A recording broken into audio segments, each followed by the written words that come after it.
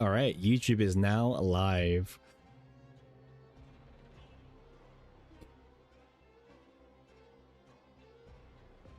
Perfect. Yeah, very, very late stream from us, by the way, but nothing wrong with a little late stream. Little nice chill stream as well. Diana, if they're following the bullet themes. Ooh.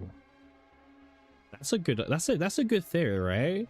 Because they did Renault into Luke. Okay. You know what? I don't mind that idea, actually. That'd be really interesting.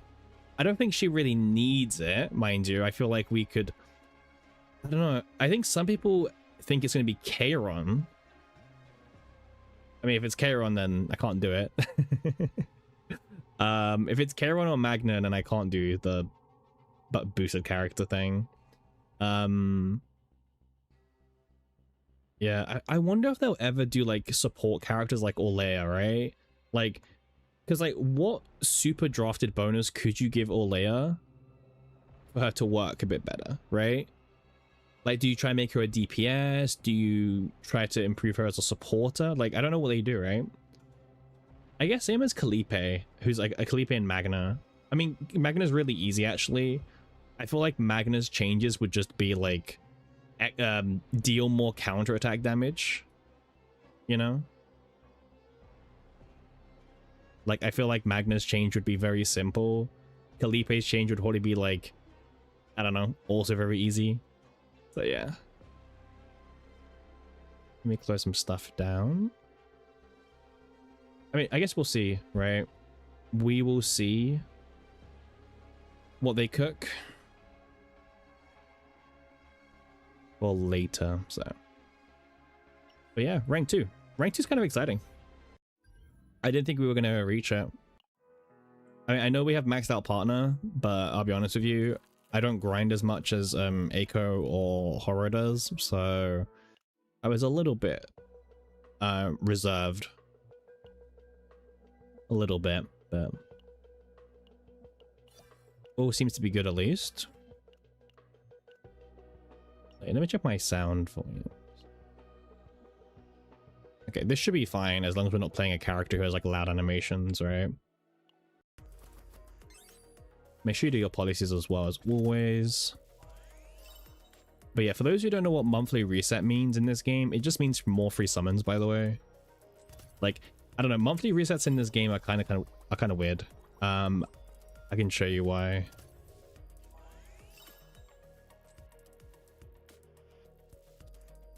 Congrats on rank 2. Thank you, Remove. Thank you. I don't know if we have much motivation to try rank 1. I'll be honest. Yeah. I mean, I'm happy with rank 2. Gosh, it feels like these like never ending. Why is Pompon there? Pompon did mention that they were going to move to Twitch. Oh, you have all tour things at 40? Wait, what do you mean tour things? Oh, what, these things? These 3? Hey, Ishta, how you doing? Welcome in.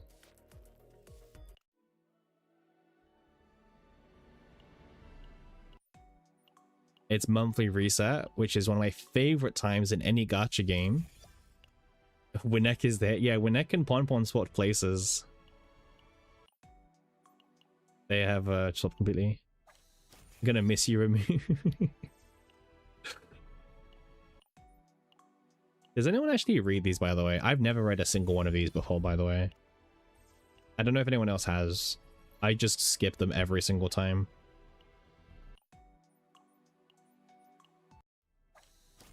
This is probably my least favorite daily. I mean, it's still just free stuff, but yeah. You only read Aritas and Tenebrias? That's fair. That's fair, yeah. I can see that. Gosh. You read Ray's one? She's very cute, and Roast Haru's. Yeah, Ray and Haru are like very interesting dynamic, actually. We have one more. Who do I usually do? Oh, I don't like doing supports, by the way. I don't know, like, they don't really benefit from the stats that much. Like, I like to do DPSs because DPSs actually benefit from the attack stat or the extra defense stat, depending on who they are. Who's a character that I actually want to boost up?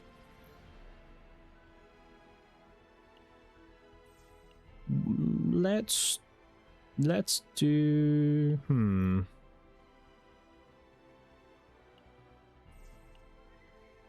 You're doing it for stats? I mean, like, there's no other benefit for it. Like, it's not like you get a sticker for doing your favorite character, you know what I mean?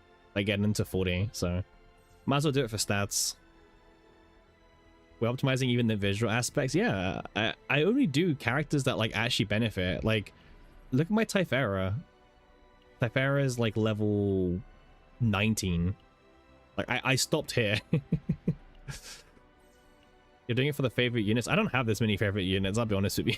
all my favorite units, I always just gift them to level 40. So I don't really like have my favorite units who aren't there.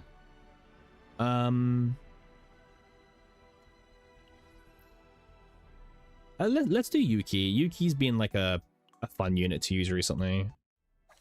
Is Yuki good? No, but yeah. Typhera is a damage dealer. No. just no. Just no. Is there anything monthly? Oh wait, let me buy these as well. Is there anything monthly in this shop? Nope. Okay. Make Yuki great again for the first time. Okay, so if you guys are new to monthly resets, I mean, you guys shouldn't be. Actually, wait, let's change up the jukebox a little bit. What albums are there? Oh, this is like default. Yeah. This is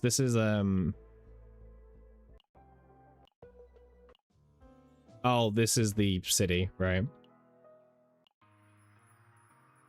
This was like the half Annie music. Cassie music. And then I'm guessing this is all season 2, right? Yeah, this is all season 2 playlist.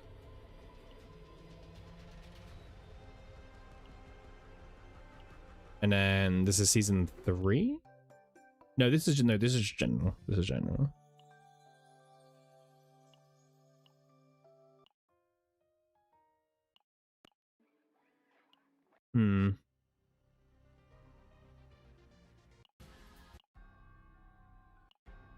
It's mostly like battle music.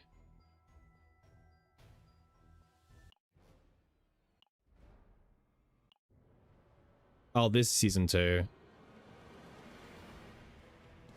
Yeah, this is season 2. Gosh, I remember the arena. The arena was a really interesting mechanic. Pretty pointless, but still interesting. But yeah.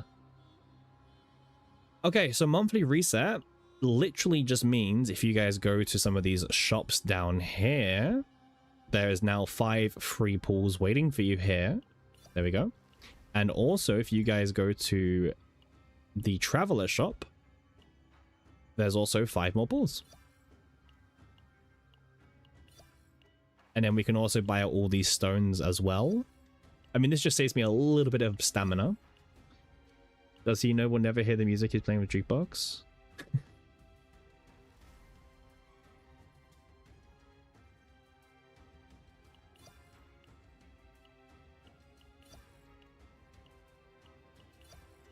And I know you guys hear the background, don't worry. This week is so dead for you in the game.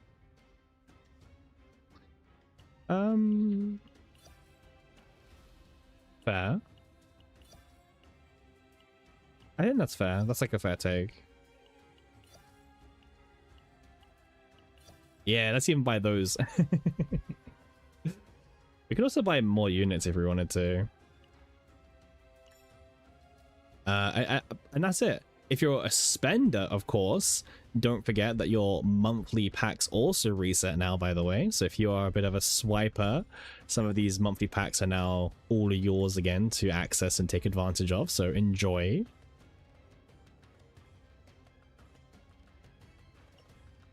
Okay. What else is there to do? Even become a scam? What do you mean scammer? Oh yeah, bro. Like we've been paying in yen for a while now. I moved to Japan. Did you not know? Scammer. What, scamming smile gay? Nah. Listen, I'm just paying in my my new native country. What can I say, right? Okay. We have been doing the missions, by the way, very slowly on delegation because I'm just lazy. We need to do 2 more cores, and we also need to do the blackout as well. One thing I do want to do before the season ends, I do want to farm some decks. For example, farming Cassius is like the best thing ever now, by the way, because it's so easy to just get the reduced 1 cost.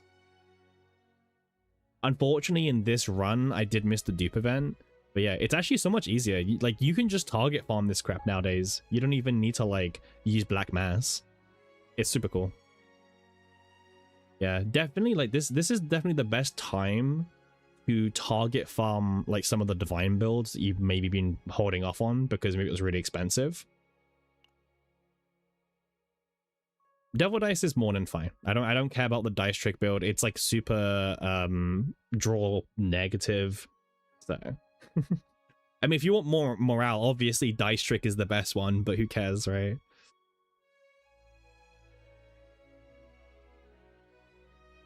Dreamlord Tenebria farm? I don't know. Yo, Snuff, how you doing? Late Cappy stream. Yeah, man. We're gonna be today we'll be streaming, well, either until I get bored or when the reset on Sortie happens. That's the plan. And then we'll see who the new super drafted character is. Dice trick is -1 in card advantage, Winnick. That's the problem. It's just straight up -1 in card advantage. Right? The only way to make it not is if you can get, what is it? Which one is it? If you can get common card, right? If you can get treated as a common card, draw a common card, you can make it draw neutral. Serennial, the next red character? Eh. I mean, if they don't have draw common cards, it's just -1 in card advantage.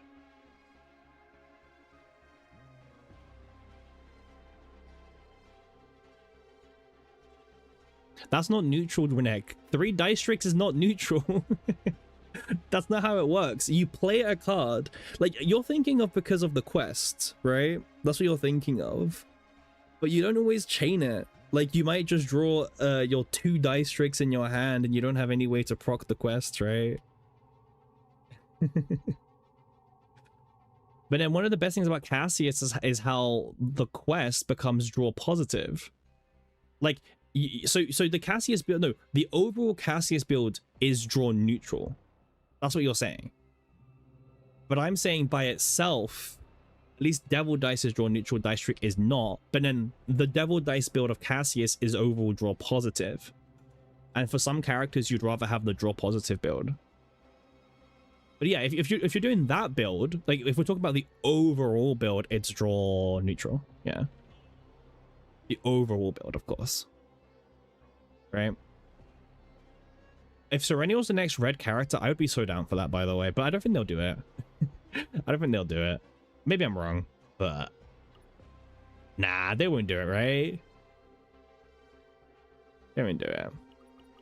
But yeah, this is your time to target farm, by the way. Get lots and lots of dupes and divine events. So yeah. In fact, let's go into a chaos now. You don't think core units will ever be buffed ones? Oh,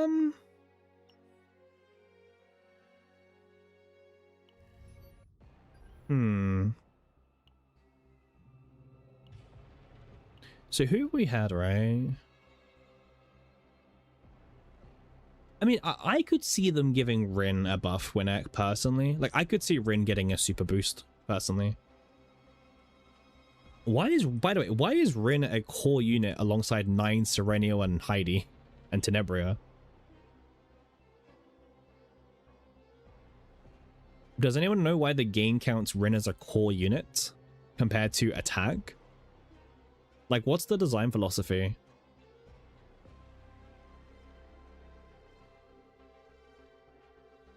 Like, because I don't know, but Rin feels a bit out of place compared to Serenial 9 and Heidi and Tenebria. Someone was drunk? Okay. We haven't had Meilin. We haven't.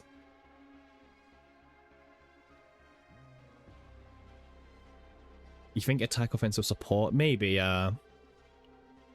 I don't know. It's kind of weird. Like, I don't know, but Rin just looks really out of place compared to the other core units, right? So yeah. Someone wants me to build their Dreamlord decks for them. Listen, I will build your Dreamlord decks, but I charge a very cheap fee. Okay. Let's... Oh yeah, I guess let's do our usual thing. Let's see how the let's take a look at the Rift meta. It'll probably be like one of the last few times we actually do this, right? So let's actually take a look at the meta at the moment. The classes are kind of a scam. Do you know how she works? What, Rin? I know how Rin works, yeah. I'm not that sus of the game. Okay. Let's do our very typical meta analysis. There's only 7 days left of the Great Rift. And at this point, I think things are kind of locked into place. So let's see how things are shaping up. So this is combined global and Asia leaderboards. Horror is still #1, but I'm not sure if that will stick. I think Horror probably can do a better run, and I think there's some people who are trying to one up him as well. But also, like, the way it works is like, so you get the dev interview if you finish first on either of the servers, right? So for Asia, they don't care about Horror, right? They just care about finishing first for them. And same as global. So that's how that's how the interviews work. It's like it's for first place. Especially I thought it was for first and second, but I think it's only first, right? So I mean, it's still a very diverse meta, to be honest with you. Well, for the third unit, it is Tenebria and Ray pretty much the whole way through. We did see an Adelheid, by the way, get ranked 2 in Asia. Obviously E6 Adelheid, because E6 Adelheid is actually really good for this Rift, especially. It's using the Protect Us build where it just target draws all of your blessing cards, and I mean, this is a hyper consistent Adelheid, for sure. So yeah, I mean, it's really consistent. I think your turn 1, and like, yeah, you don't have to play Faceless Woman either, so that you're not wasting time setting up as well. But yeah, Adelheid, pretty cool. But again, E6 Adelheid, which is, you know, that kind of does matter a lot. Heidi is still doing good. Currently 3rd place in Asia. By the way, everyone around me has like double blades, by the way. We're like one of the very few people who don't have double blades on our supporters. Yeah. But like, I don't know how much damage having another blade would add to our score, right? I'm not sure. Yeah, okay, so this guy doesn't have double blade either. But like, everyone else in top 7 does have double blade. But yeah, I'm not too sure how much damage one extra blade would give us. So, yeah. I'm not super convinced at the moment about farming for another blade before the season ends, personally. Oh yeah, let's see like, where is the lowest E0? Where is it? Where is the lowest E, also the highest E0, I guess you could say, right? Is it still XOX? Is XOX still the highest one? Probably. XOX dropped quite hard, right? Yeah, XOX is over here. Yeah. Yeah, it seems to be that the highest free-to-play is 1.35 million. Definitely agree with you there, Freak. Yeah. I mean, overall, it's still cool to see a free-to-play player get high up on the leaderboards. Remember, this is combined. Like, if we take a look at just pure global, XOX is still in the top 10.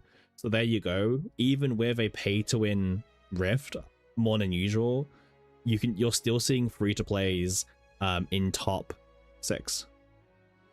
Oh, Hearn's here, by the way, as well. Yeah, Hearn as well. Yeah. So there's 2 free-to-play Tenebrias, or 2 E0s in 6th and 7th at the moment. Get it? 6 and 7, right?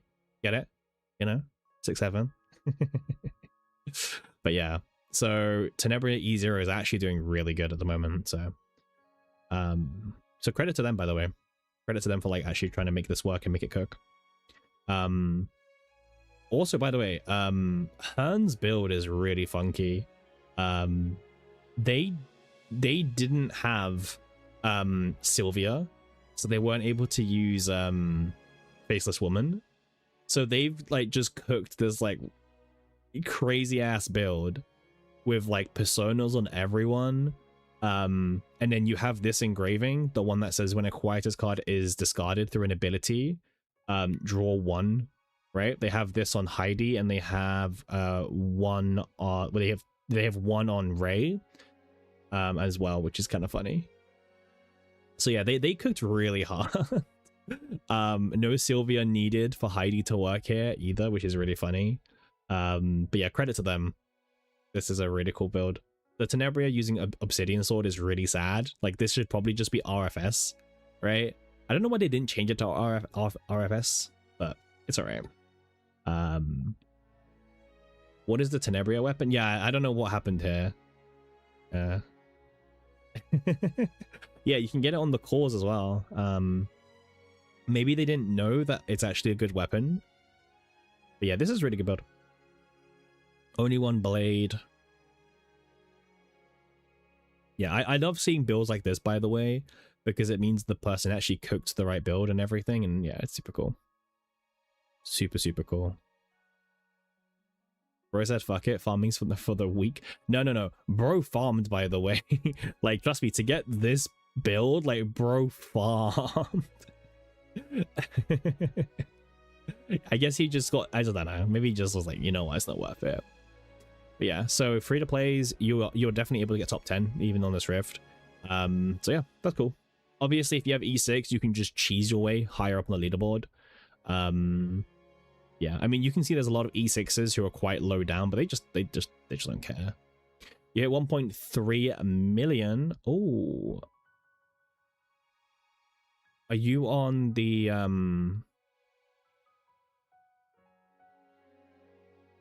Are you on the leaderboard? Oh, there you are. Pay to win Rift, by the way. I mean, it is still, it's definitely the biggest gap between the dupes, right? Alright, so Tenebria looking really good. RFS plus Eye of the Eyelist. Double haste engraving plus the crit damage. I don't know if you actually ever get 15 cards in your graveyard. I don't know if you actually proc that or not, right?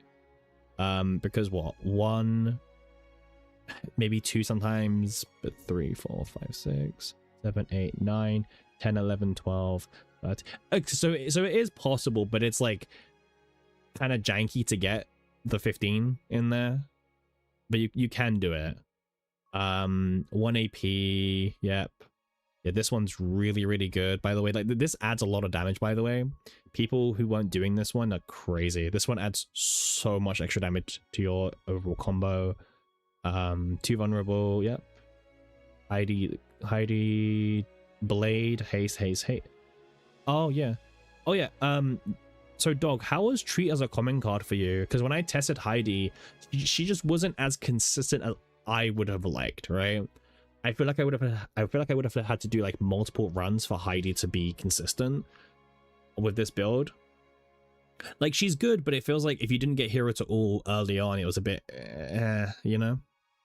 Like, once you saw at least 1 Hero to All, it was just super smooth, but you had to see one like as quite early on, really.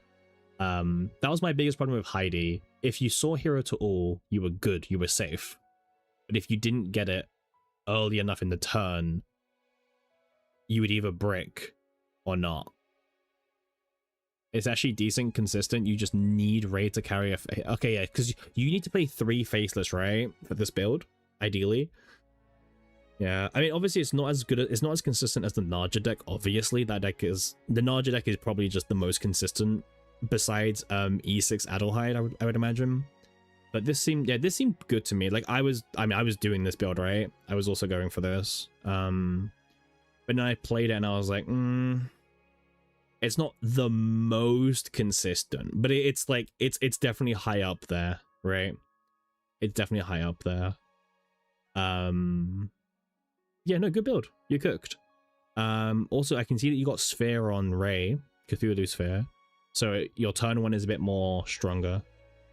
Naja can't brick. Naja can only kind of brick on turn 369. Kind of. On every other turn, you don't brick. Like, if it's turn... Like, once you get the setup going, it's impossible to brick on a normal turn, for sure. I mean, you can get an optimal turn, but, like, bricking doesn't really happen. But no, good build. Good build. Good build. Naja can brick. She can, but it's not... Like I said, I don't think it's as... I don't think it's bricking as much as it's having an unoptimal turn, depending on what's on the bottom of your deck, right? I mean, that's just a skill issue, Renek. That is just a skill issue. Just don't brick, right? Okay, let me move some stuff around.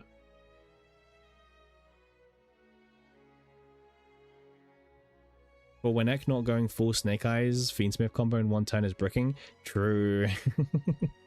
When Ek's expectation is very high. Very, very high. Already ball knowledge? I mean, who doesn't remember full Snake Eyes Fiendsmith combo? I actually enjoyed Fiendsmith Snake Eye. I enjoyed like the flexibility of the deck. You know, I really enjoyed it because I pivoted. I did Fire King into Fire King Snake Eyes into Snake Eyes Fiendsmith. Right? That's how I pivoted my build.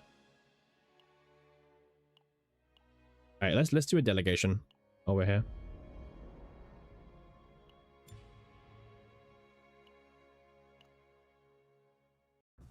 Yeah, you guys can probably throw most TCG references and I'll probably get it. That's like one of the good things they can say about me, at least. It was a format with really good matches between, between top decks. Yeah, I agree. I agree. The mirror matches and stuff were actually quite nice as well. What else were the top decks in that meta? I'm just trying to remember now. Like, what else was competitive during Fiendsmith Snake Eye combo? Was it Voiceless Voice? Well, Voiceless Voice was, I think, during Snake Eyes a bit more. I'm trying to think back. What else was relevant? Again, relevant's a big word, right? Tenpai. Yes, Tenpai was also a thing. I love Tenpai, by the way. I know it gets a lot of hate, but I think it's such a cool deck just to, you know, one day if you're just lazy, just bring out the Tenpai deck and, you know. Yeah. I like Tenpai, personally. Tenpai is my, like, no brain required deck, you know? It's still somewhat viable nowadays, by the way. They got a brand new... hey, Koji, thanks for the 3-stream streak. How you doing? Because there's a new spell card release that helps you search for a field spell. Like Terraforming 2.0.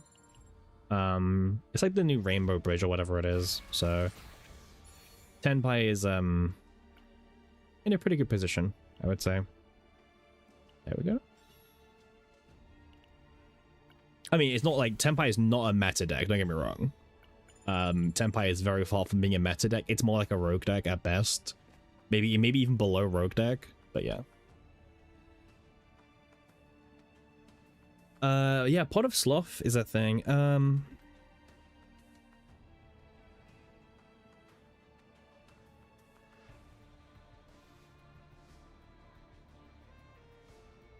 remember what the card was called now. It's gonna bug me.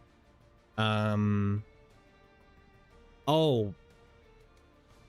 Yeah.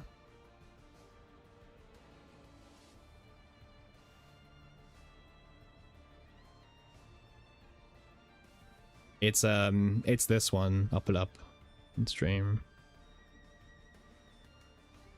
It's this one, Rainbow Bridge Bifrost.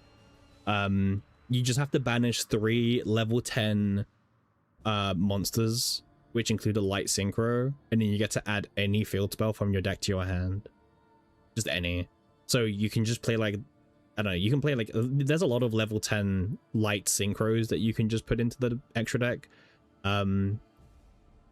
Just to kind of resolve this. But yeah, it means that you essentially have like 3 more copies of any field spell in the game, as long as you're willing to put a level 10 light synchro monster in your extra deck, and you know, if you have more level 10s to banish as well. But yeah, so Tenpai can play this now, and it makes finding the field spell a bit more consistent, which is kind of cool.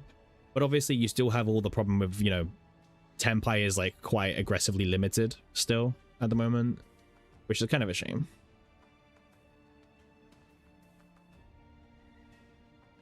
Oh yeah, Pot of Sloth is also a thing. I don't think it's seen much play at the moment in either formats. I think Pot of Sloth is more of a sideboard card in the OCG at least. And obviously OCG doesn't really do sideboards either. That's like the problem, right? Like most OCG events don't have sideboards. So it's kind of hard to like evaluate cards. You really just like Tenpai? Oh, that's a shame. I really like Tenpai. Yeah. I don't know. It's just something about Tenpai that I quite like, actually. Sure. I just like go second deck sometimes, you know. Sometimes it's quite nice to, because like Tenpais don't really play hand traps, right? They play board breakers. And it's just kind of nice to like have a deck that like, you know, doesn't revolve around hand trapping you to death. They just board break you instead. But I actually prefer board breakers over hand traps, I think.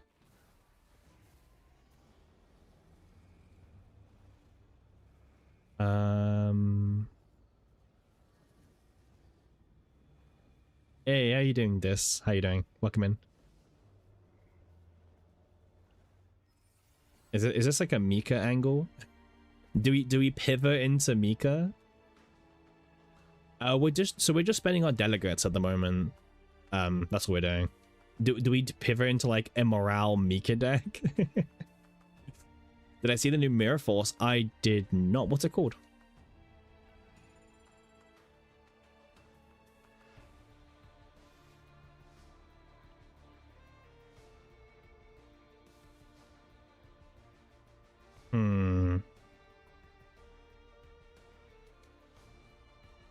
Mind Mirror Force? Okay, let's take a look. Oh, I did see, actually. I did see. Let's, yeah. Let me pull it up.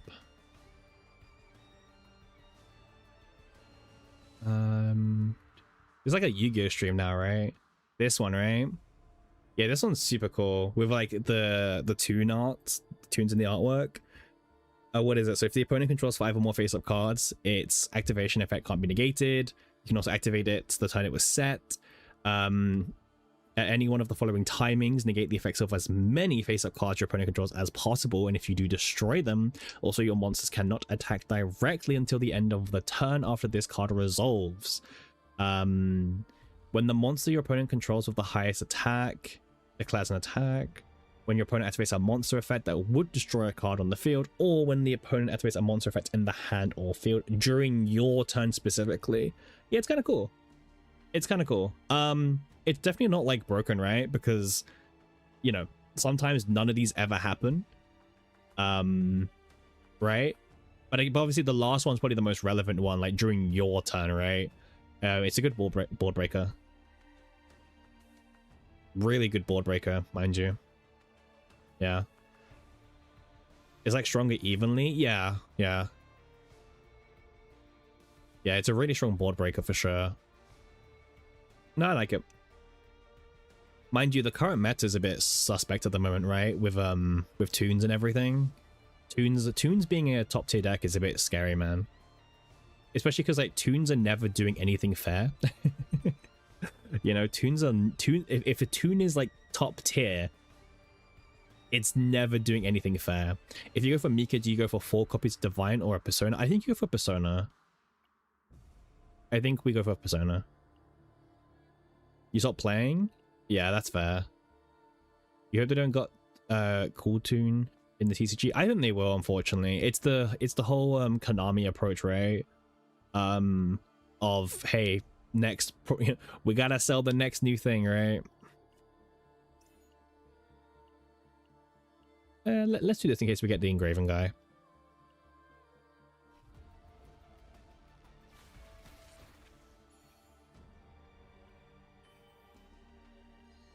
Okay. I mean, we're still looking for the engravings, of course, so. Yeah, no, I always compare the Rift meta to Yu-Gi-Oh, right?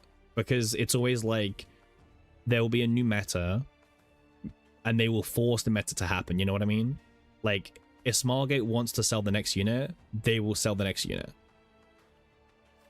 Give you a bandage to live Dracotail. Dracotail is one of my funniest interactions, man. That deck has like survived being hit so many times and it's still like relevant. But it's funny because like Dracotail decks at the moment just aren't even Dracotail anymore. They're just like 5 Dracotail cards plus a package, right? Usually like branded Dracotail. Usually. Yeah.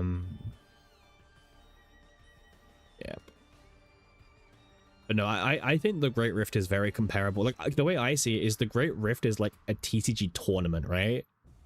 Because if you've played any TCG, you know how it works. You know that the new set is always going to exist to try and sell the new cards, right?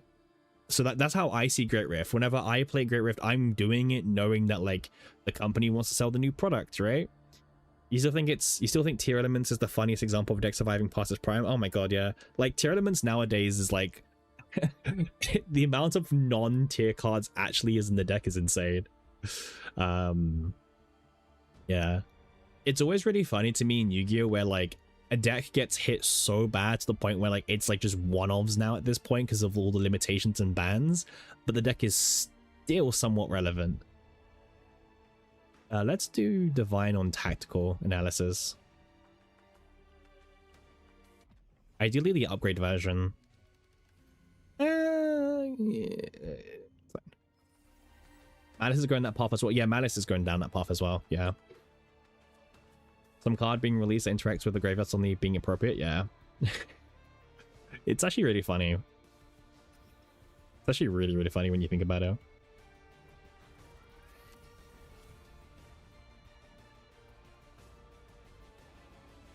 Malice has been like hit so aggressively, and it's kind of funny because if you look at Malice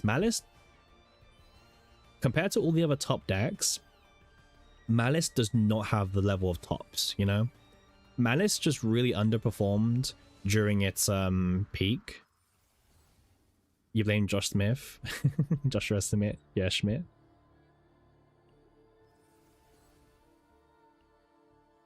Yeah.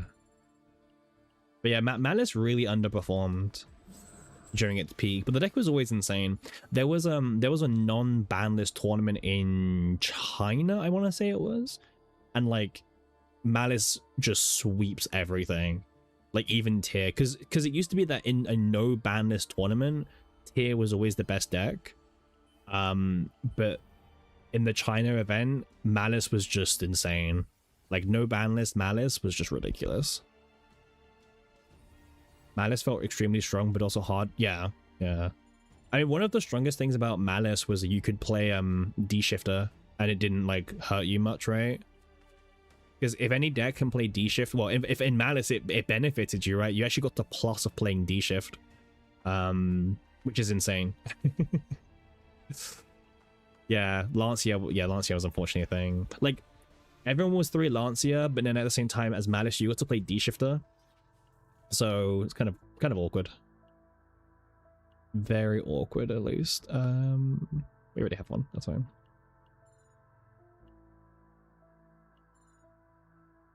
You know what? Getting gear bags would actually be pretty nice, right? Gear bags are like one of my favorite things to get because they just help your consistency turn one. Let me just quickly build the deck on CZN meta. I mean, yeah, let me share it with you guys as well. Yeah, I quite like Yu-Gi-Oh still. I know not everyone likes Yu-Gi-Oh anymore, but I actually still like it. I don't mind the whole how fast the game has gotten and everything. I actually quite like the pace of the game. That's, you know, for me it makes Yu-Gi-Oh unique, right? Which is kind of cool. Oh, Dis, don't worry. We can just reroll it. I don't worry. I'm aware. Yeah. Don't worry. It is something that I am aware about. It's like this, right? Yeah. And then we want to dupe this 3 times. No, so what happens is if we flash it in the campfire, it will just turn into a version that doesn't have the divine. That's what I mean. And because it doesn't have the divine anymore, it loses the faint memory cost.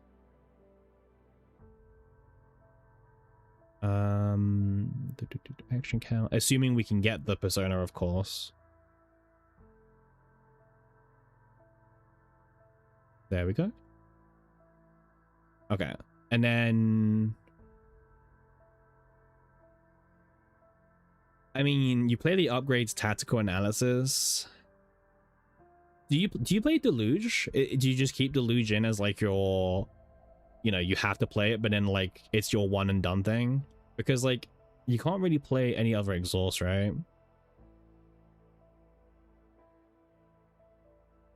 Is this like a typical Mika deck, right? Did we just do this? 3, 1, 1. And then we put 2 gear bags. Like we try and find 2, ideally. Because then this can have morale 1, right? Yeah. You guys, it doesn't even let me scroll down, but yeah, the gearbacks have morale 1. So this would be like, I guess, a 180 deck that we could do. So this makes Mika become what, like 3 morale plus the 2 from the gearbag. That's 5 morale, and then they got the persona. So yeah, maybe we do this as the deck. I know that you can do something like this with like 1 gear bag instead, but obviously the more gear bags you can get, the better, right? So maybe what we'll do is we'll probably keep the AP for now, and if we can find a second gear bag, we can just re-roll it away, you know? It needs a lot of draw. I mean, oh no, I that's why I think double gear bag is the best, right? Double gear bag is like really nice, and it helps with the setup turn 1, for sure.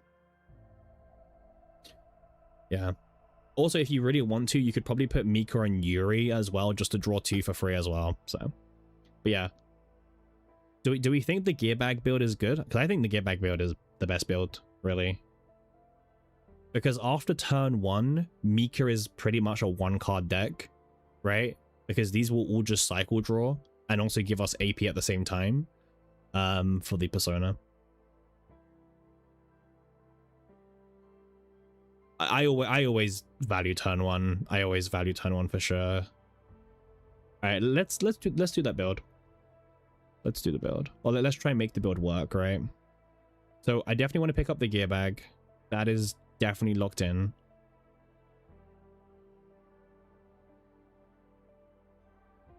Okay, let's buy gear bag on Mika. Again, we might not even get the persona anyway, right? So it doesn't really matter. Okay, and then let's remove, just to make sure we actually get the right divine, we do need to remove Blessing of Waves as first. Sorry, to make sure we get the copy event from the first boss. Because there's no guarantee we actually get the copy event from the chaos itself, right? We could just miss it. Oh, that's a really good flashbang, by the way. Yeah, this is the best engraving that you want. Yeah. This is the best in slot engraving. Yeah, nice. Oh my god. Back to back, by the way. Wow, that's actually really strong. Damn, that's really, really strong. Getting double action count plus 50% engravings in the same like shop refresh, that's so strong. Yeah, hope for box, yeah.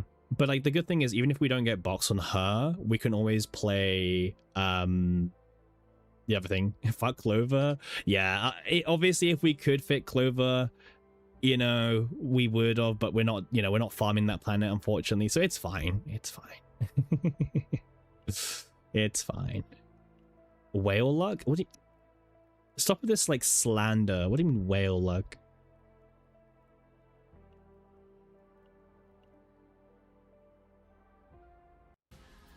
It's funny because like the Mika deck happened accidentally, by the way. But that's true. There's a chance of the Senectus sword, actually. That's a really good point.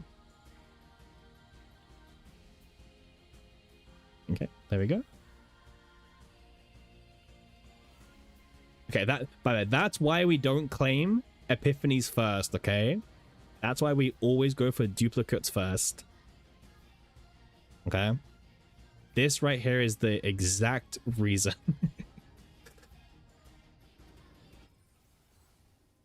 Okay. We'll have to reroll this, but that's fine. 1 Lux engraving. Nope. I am more than happy making some money back.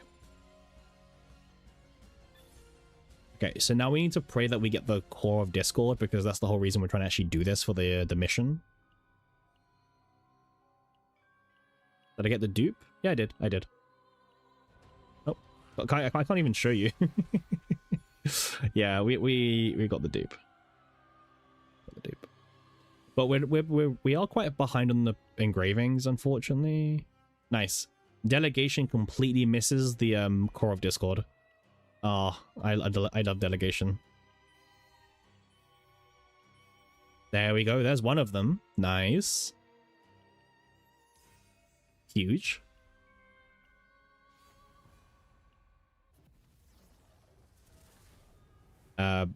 Sure. Unfortunately, like, no core of Discord kind of sucks, because core of Discord's really good for getting a for getting the extra shop for more get bags. With all these fights, there's no way that we missed a persona. Well, I hope so. I hope so.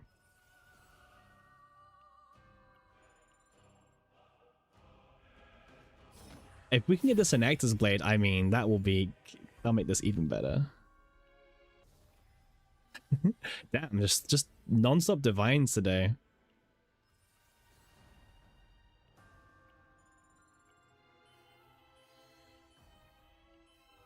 Okay.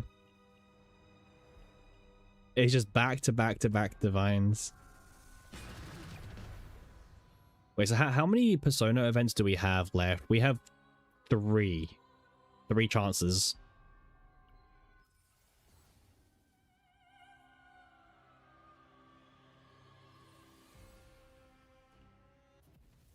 Oh my god, just okay, just non-stop divines. Famous last words, by the way. I know. Mika is definitely like the easiest person to run Clover, mind you. So yeah. Okay, let's get rid of the whirlpool. There we go. And then toolbox is pretty nice, but we don't have the right thingy at the moment. I mean, I'll still pick it up just in case, right? Like just in case we need to, I'll pick it up. Okay. Nothing here. Okay. We'll take the money option. We'll take the 200 credits.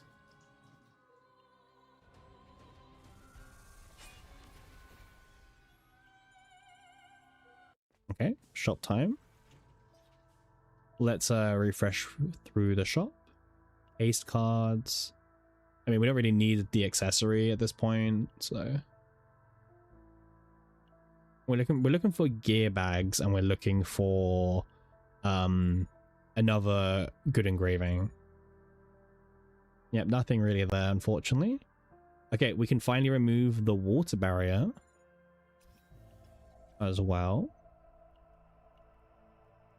Oh, reorganize. Reorganize is a very interesting card that you can actually use as well for turn 1 setup purposes. But I'm very greedy, so I'm very greedy. I mean, all of these are pretty much useless. Remember what they take from us? Oh, what did they take from us? Did I build the ebony build on Ray last season? The ebony build? No, I didn't know. No. I didn't farm much last season because I wasn't a big fan of, well, deck building last season. You know, we didn't have a lot of the good quality of life, so. Alright, let's try and finish the Persona card, okay?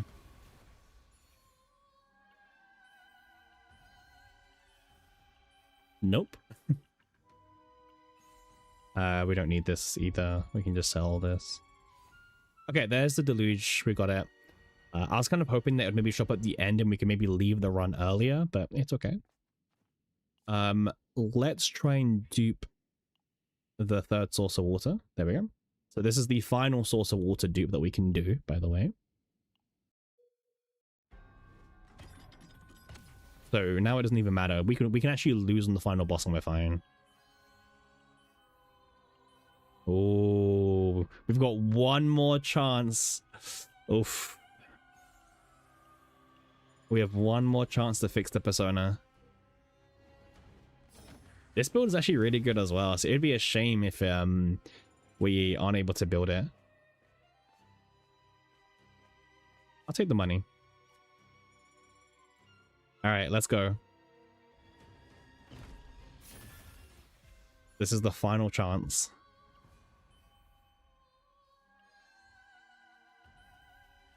No. No. Oh. Nah. Oh well. It was a good attempt. It was a good attempt. You hope there's a new save data mode where you have to use multiple teams? I mean, yeah, I agree with that. I agree with that. Yeah, I mean, something more than just full scale, right? So something more than full scale. Yeah. Well, oh well. The Persona card unfortunately cucked us this time around.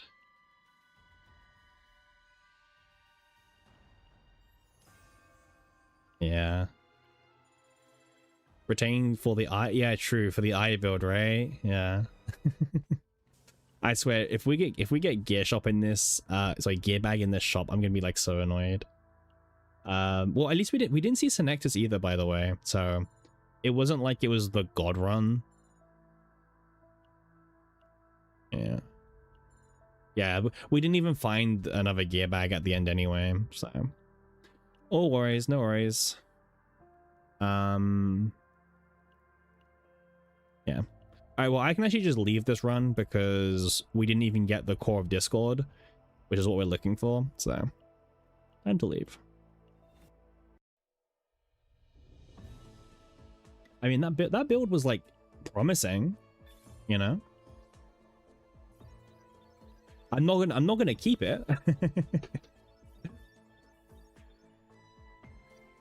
I mean, I guess we could keep it, right?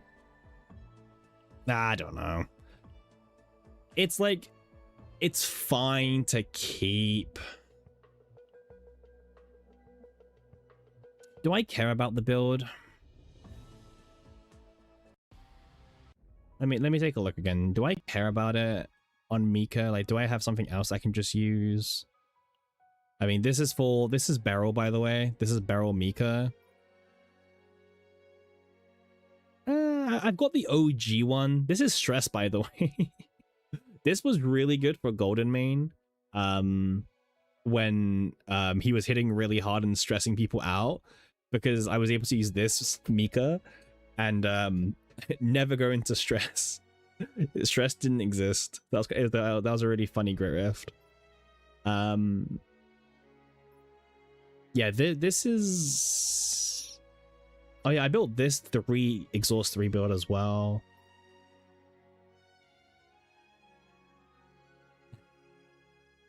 Does anyone remember why this build exists? If you know, you know. Does anyone remember what this absolute jank was used for? Does anyone know? I think if you know, you know, right? It's one of those things. I'm the card icon's kind of spoiling it. Hey, how you doing, Yous? How you doing? Welcome in. The tier elements of CZN, yeah. Yeah, bro, like looking at the deck nowadays, it looks so janky. You know what I mean? Like when you look at the deck, you're just like, what on earth was going on? You're doing good, and you? I'm doing okay. I took a nap after I had my my dinner today, so I have a lot more energy than I usually should do at this time. So that's why we're doing a bit of a late night stream. Yeah, it's just a chill, good vibe stream. Oh, I've got so many decks I need to delete. So this is a deck that we made. Draw. AP. I mean, it's not the worst. It's 130 points somehow, because it used the old save data system. Hey, how you doing, Yang? How you doing? Welcome in. Yeah, I don't remember why it was 130. I have no idea how it was a 130 now. Like, I forgot what the old rule was on dupes. Yeah, it costs nothing, yeah. We'll keep it. We'll keep it. This may look like a waste of crystals, but it's fine. You got Tenebria today. Is her partner worth pulling for as a new player? Oh, as a new player, that's a tricky one. Because yes, Glaive, that's exactly why. Yeah. So one thing I can say for sure is that oh, we got 100%. Nice. You don't need to pull for for her partner. Because as a new player, I mean, it is good, but there's a few things to consider. First of all, as a new player, your resources probably aren't like, okay, assuming you're a free to play new player, right? Or you're a monthly pass or whatever, right? There are like, you can still get away with using like Eloise as the free partner as choice. Like Eloise is honestly perfectly fine. She's not like the best, but she is more than enough. Like Eloise on Tenebria can pretty much clear anything in the game still, right? So like just use her. She's actually got good she like this last paragraph is pretty much useless for Tenebria, but it doesn't matter, to be honest. She's just a stat stick, but a good one. So yeah, Eloise is perfectly fine. And as people in the chat are saying, I don't know if you know this as a newer player, I'm not sure if you do, but there's a special shop here, this one here. So every single time you pull 4 stars or 5 stars, etc., you can you'll get these moments of the Radiant Hero, which you can actually use to buy dupes for characters, or you can specifically buy any partner of your choice. So in the future, if you really want Arya, you can spend 300 of these and pick up Arya, just like that, just guaranteed. But yeah, I think that Arya you don't need. I think you can clear everything in the game without Arya. Oh yeah, this reset, by the way. I forgot that this shop also resets. Yeah, let me just quickly buy all this stuff. There we go. Nice. But yeah. Is it better to save this currency for dupes and partners instead of pools? Oh yeah, I mean, okay. I know some people do spend this currency on pools, personally, I would advise against that. The value of just being able to buy any partner you want, or also buying a dupe guaranteed in a game with 50-50 is very precious and very delicate. Sorry. So yeah, I would personally save it for that. I wouldn't spend it on pools. This is a trap, right? Like, I could get 260, but even I wouldn't do that, right? This currency is very, very precious. It's very useful because one thing to keep in mind about this game is, yes, most characters go to standard pool, but good luck getting them from the standard pool, you know? Like, for example, in the future, let's say you really want more copies of, I don't know, Tenebria, you could actually buy up to 2 copies of Tenebria from this store, right?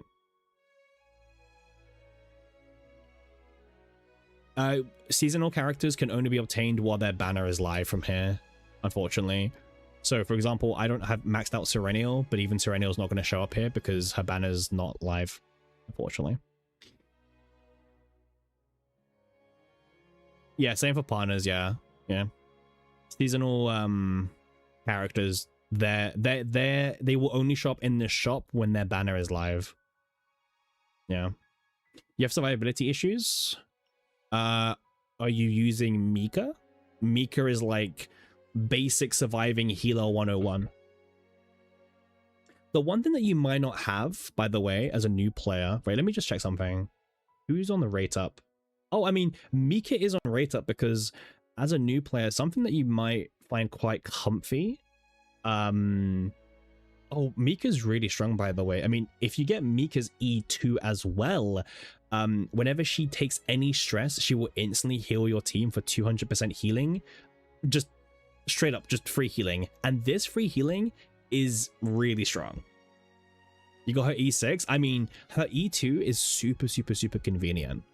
Like this, honestly, this will give you so much survivability and chaos and everything else you can probably wish for. Yeah, this is the main one for sure. The E1 is a nerf. Yes and no.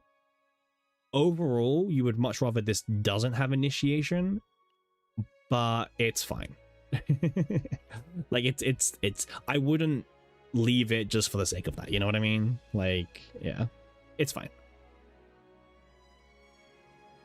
Also, Mika is like a really good healer for delegation, by the way, because the AI actually can't really mess her up too much, which is quite nice. E2 Typhara? Oh, did you think I was talking about E2 Typhara?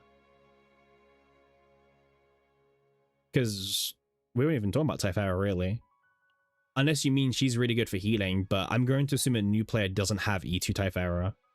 Oh yeah, but yeah, and he's a new player. I'm going to assume that a new player doesn't have E2 Typhara. Right? Yeah. But you know, she's really good for surviving, yeah. She's really good for surviving. Is there a website with builds and teams, for example? There's a lot of actual documents and resources to look for, actually. It might be overwhelming, in fact. So let me see if I can find some of them.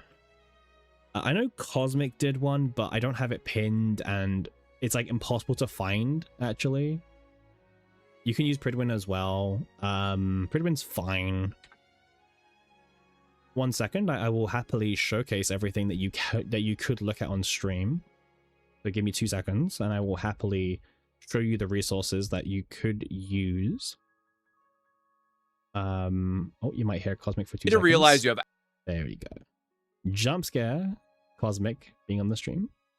Okay.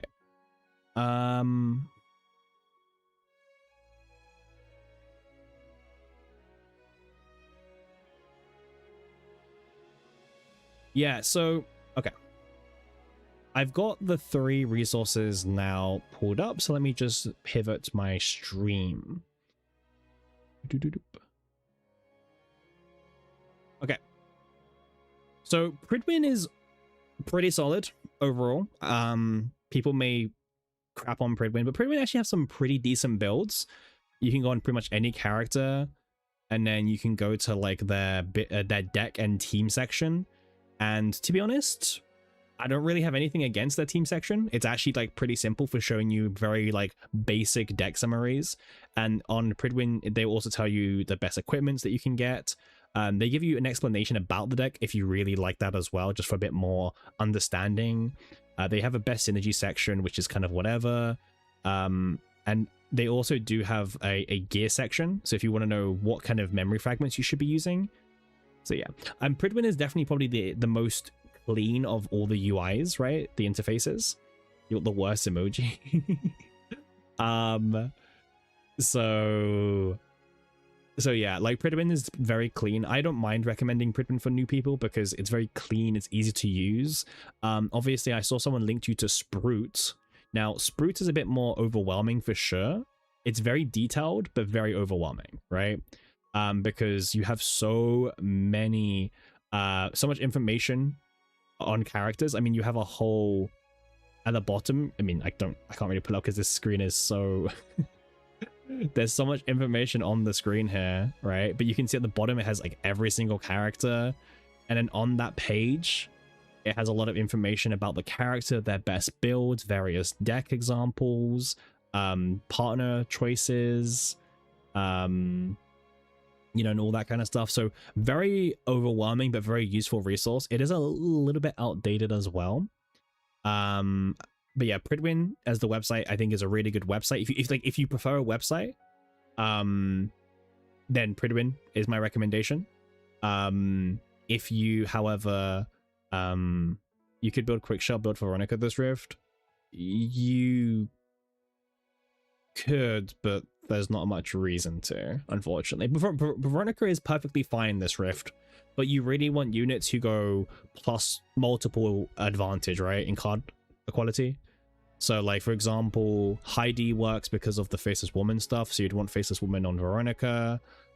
Yeah, it's a bit clunky. Because you're putting in a neutral card to combo with a neutral card, right? It's a lot of save data needed. The final resource is Cosmic's one, by the one.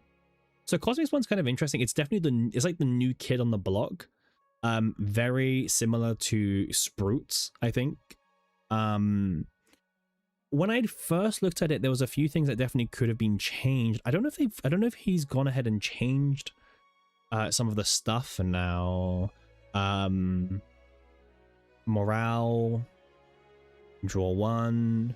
Yeah, I mean, it's kind of the same information you're gonna find on Pridwin and Sprout, so I don't know. It depends on what you like more as being presented to you, like how you want information being shown to you. If you prefer the website, obviously I'd recommend Pridwin. If you want a graphic, then Cosmic. If you want just full-on information, then Sprout. So, but they're all very good resources, is what I'll say. Yeah, I will link Cosmic's one in the chat just because Glaive already linked one second, let me make sure. Yeah, Glaive already linked Sprout, and obviously for Pridwin you can just search it, right? So I will link all of them in the chat for you, so there you go. Just choose whichever one that you personally prefer is what I'll say. Yeah, but I think they're all good in their own way. They're good in their own way. Yeah, this is a game that you can really min-max, by the way. Remember to use ad blocker in Pridwin? Yeah, they got a lot worse recently, for sure. Yeah. I will always tell people to use ad blockers, by the way, because I think it's convenient. Obviously, if you guys want to support, like, I don't mind if you guys use ad blocker on my stream as well, right? I mean, I use a Twitch ad blocker, surprise, right? Because I find Twitch's ads to be very, what's the word? Very, like, in your face, right? I mean, on Twitch, I have ads turned down to like the least amount of ads possible because I just know how annoying it can be. And yeah, if you like the stream anyway, you can support it in other ways, right? With like a Prime or something. So, okay, we have one more delegate to use, so let's just hop in. Hopefully we can find the core of Discord. Hopefully. Right? This is the whole reason we're doing this, by the way.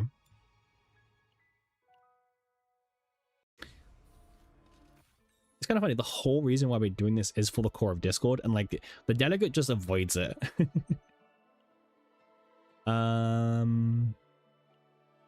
Okay. We can take this, and then we can make this.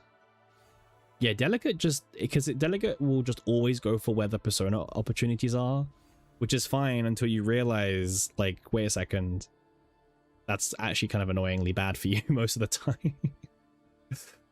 Yeah, it's kind of fake, I agree.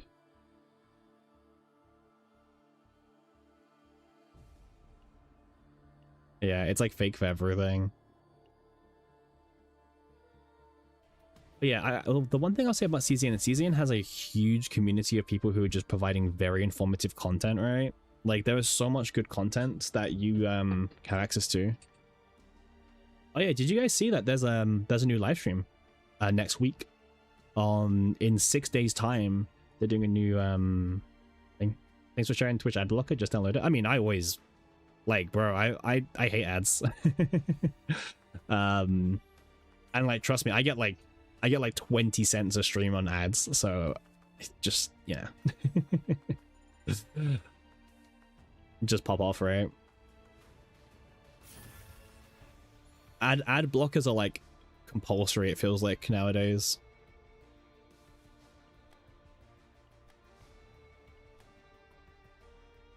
Hope we get devs in the stream. I think it will just be the Epic 7 guy. You get like 8 at a stream? Damn. Well, I go for a long time, Dan. I think they autoplay like every hour or something. Unlucky. Yeah, you can't really block it on mobile Twitch, unfortunately. Yeah. Well, your 8 a stream is making me 20 cents. Huge. Huge. How you doing, Dan? Do you still play Shadowverse? I don't think you've logged in for a while, so I think maybe you dropped the game, right? I've been playing it a bit more because the new expansion just came out for Shadowverse, so I've been just playing it and enjoying it, as you should do with any new expansion.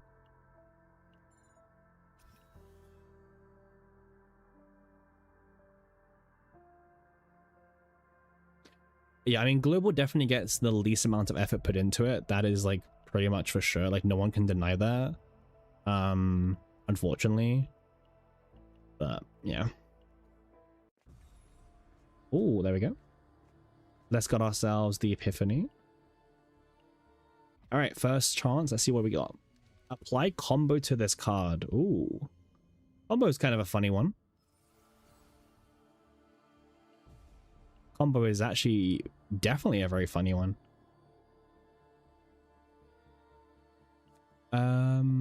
And let's try and get the engraving. There you go. See, that's why we do the engraving event.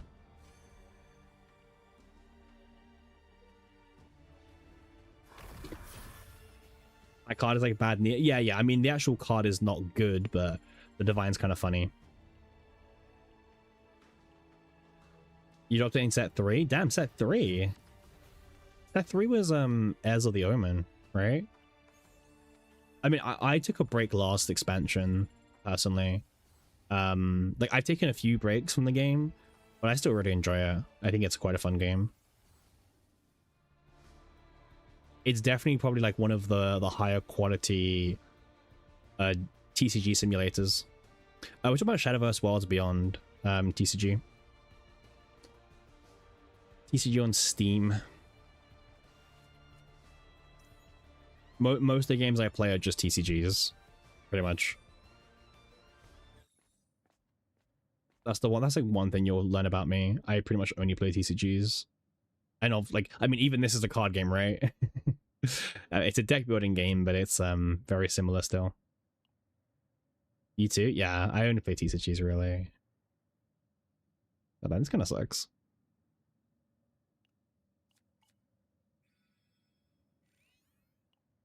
Are you looking forward to Chaotic coming back then? Chaotic's coming back later this year, right? Apparently. So yeah, I thought you would be. Yeah. When I saw it, I was like, yeah, I think Dan will be quite happy with this. I don't have they announced a worldwide release, Dan? Do you know? Because I've seen about America, but I'm not too sure if they've even mentioned about worldwide yet. So I saw this. You still down to play? Yeah, I'll play. Yeah, yeah, I'll still play. I'll happily play. I enjoy playing card games, and I wish I had more time to play more of them. But there's also not much that I want to play anyway, right? So yeah, it could be fun. I don't know if they're planning to do tournaments and stuff. 2 months behind. Okay, that's okay. That's all right. 2 months behind America. I mean, it's not the greatest. I also are you gonna play the new Bandai TCG Naruto? That whole thing is really funny, by the way, because obviously there's the Naruto Mythos TCG that exists already. Oh god, just back-to-back divines again. I actually don't like this dice trick very much. I know some people like it. I think the three morale one is just strictly just better most of the time. So yeah. Well, there is Naruto Mythos, right? But like I think that game's kind of dead when Bandai's comes out. Yeah. When Bandai's game comes out, I think it's just kind of over. Damn, no engraving so far, by the way. This luck is kind of sad, actually.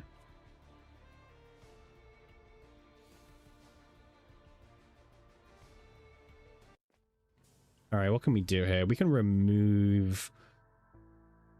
Let's remove Joker out the deck. And then... Oh, Gearbag. Gearbag is very comfy for a nice turn 1, so I will always take a Gearbag when I can. Okay. What mechanic do I want to see in season 4? Extra attacks multi-hit? Okay, let's recap very quickly. Season 1 was kind of about everything, right? It was just... I mean, okay, season 1 was about spamming slop, right? Like season 1 was just about spamming and attacking as much as possible. The first Great Rift boss was always about that as well. Because the first boss was... I don't think drawing was the theme. I thought... I would assume that multi-hit was more of the theme, because the first Rift boss was more focused on being hit multiple times, and then we went to Serenial for the second Rift boss, which was all about spamming the cycle of, you know, the lasers. Like, draw was probably a part, but I don't think it was the main theme. But season 2 was very much... well, okay, there's multiple themes, right? Because season 2 was about big single hits and exhaust, right? That was the whole mechanic. It was big single hit cards and exhaust, right? And season 3 has been about, well, kind of about action count and discarding, but also has been about a lot of, well, a bit weird because the first boss was very multi-hit spam, but the second Rift boss is very different. Yeah, I still wouldn't say it was a draw, for example. I think a draw season would be like the mechanic, like, I don't know, there'd be more payoff for drawing, right? But maybe, yeah, I'm sure we'll get a actual draw focus season at some point. I think it's gonna happen. But okay, season 4, I would like, you know what, I would really like it if we could like play around with the graveyard more. Like, for example, just like having, like, I don't know, I really enjoyed season 3's like graveyard interactions. I think the Heidi build was pretty interesting, kind of like move, but like I don't mind if like we create cards in the graveyard, or we generate them and we move them out, you know. So it's just, I think there's a lot we can really do with it. We could also see a mechanic about putting cards into our deck. You know, Tenebria, I know she's season 3, but she puts cards in our deck. Faye is pre-season, she puts cards into our deck as well. So maybe a deck size theme maybe we want more cards in our deck, right?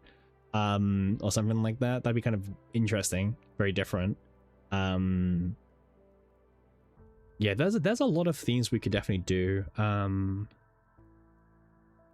Yeah, like maybe reward, like I don't know, because we in season 2 there was a lot of good engravings.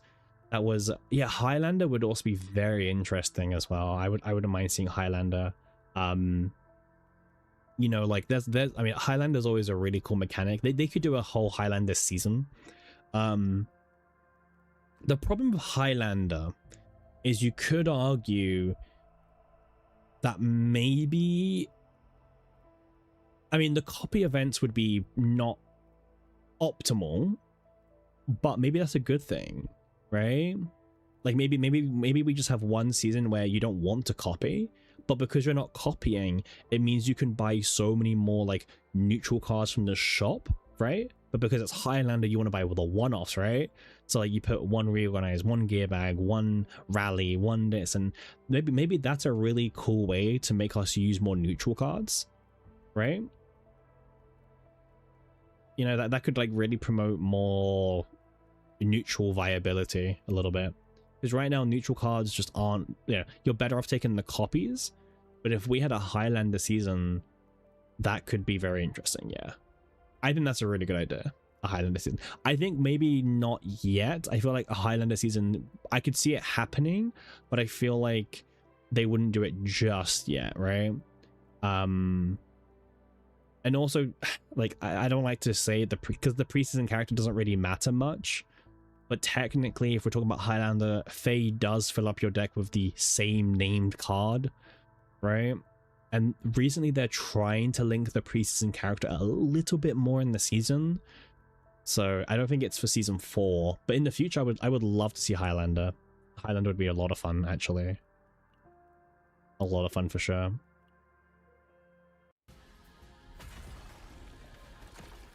I always like it when Highlander's good in a game, you know? I think Highlander's a really cool deck in general.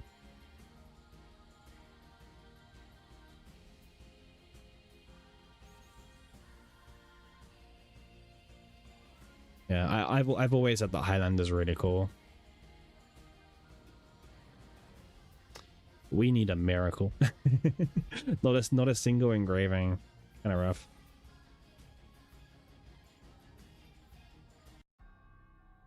Not a single engraving is kind of rough. Wait, do we have the core of Discord? We do. Okay. We managed to get the core of Discord. That's like something good for us, because I mean this whole run has been pretty rough overall. That's quite good. Okay. Oh, the second gear bag that we mentioned about wanting. I mean, I am gonna buy it, obviously, because now we just need to remove these two and then find the persona. There's a lot of things we still need to do, actually, but it's okay. I'm gonna have faith in the game that we can find the missing pieces.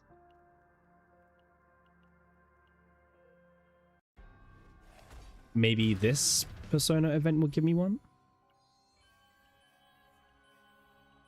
Nope. Unfortunate. Okay, let's go and see what upgrade that we can get. Combo is wrong, unfortunately, but you know, it's whatever. We didn't even get the right one anyway. Okay, well, it doesn't really matter. We weren't able to get the also cost one, the reduced cost by 1, so combo is still fine, I guess. Is it still delegation? This is still the delegation, yeah. This is our second delegation. Ew. Ew. Alright, well, no thank you. So after we've done delegation, what we actually need to do, by the way, is we do need to do a manual run. Is there a vid for my top 3 Great Rift? There isn't yet, but I've been thinking about doing a video. I just don't think most people care about having a video at this point about Grift because it's so close to ending, but I still might make a video. I might do an upload. Because we got third and we got second back to back, so maybe I can make a video out of it. No, I haven't done the achievement yet. That's what I need to do that. So I still need to kill the... Yes. We've been slacking on YouTube recently just because, well, honestly, we just have. But I am planning to pick up the pace a bit more moving forward. I mean, this run is dead anyway, so meh. This is not going well, so let's copy this. But yeah, we just slacked a little bit off on YouTube, which is kind of weird, because I had a bit more motivation, but the motivation just kind of like ran away. I mean, I do prefer streaming much more personally. I definitely prefer streaming personally if I have a choice. But I shouldn't neglect YouTube because it is also a good source of, you know, awareness, reach, a little bit of revenue, all these things that do matter. So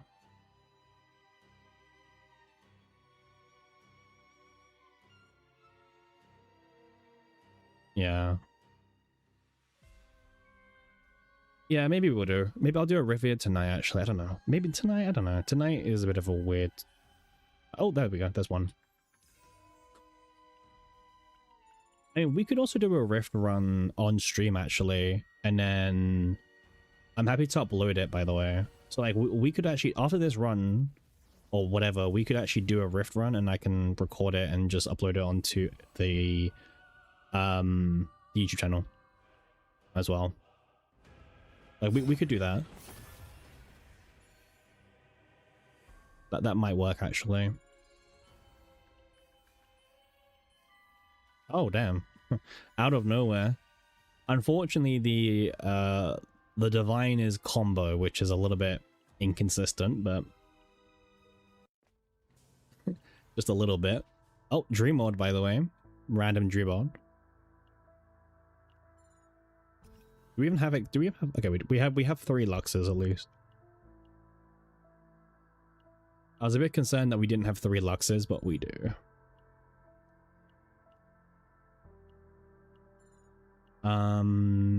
Okay. We can pivot to Dream Mode now? Yeah, definitely. Yeah. Yeah, totally. Yeah.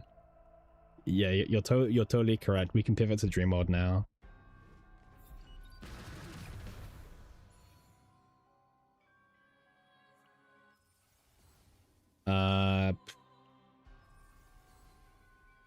I mean, this build is hella scuffed still. Alright, well, we are able to remove... well, we've still got one more shop coming up as well, actually. So maybe let's refresh the shop first. Let's see if there's any good engravings. Right? Like, literally any engraving, maybe? That's good? I don't know. Nope. Okay. Then let's just remove this. This guy Dominion one-shot you in one of your dream world runs referring. Damn, that sucks. That would actually like break my heart if that happened to me. Oh damn, a 3rd gear bag. Well, we can't fit a 3rd one in, guys. We gotta be a bit reasonable about this. So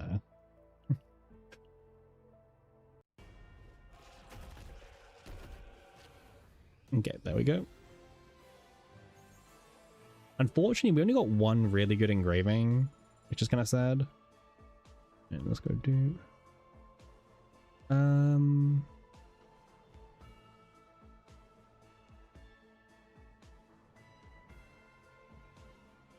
wait, what's the look like? Oh, we missed a copy, but I mean, that missing copy is fine. Missing copy is fine.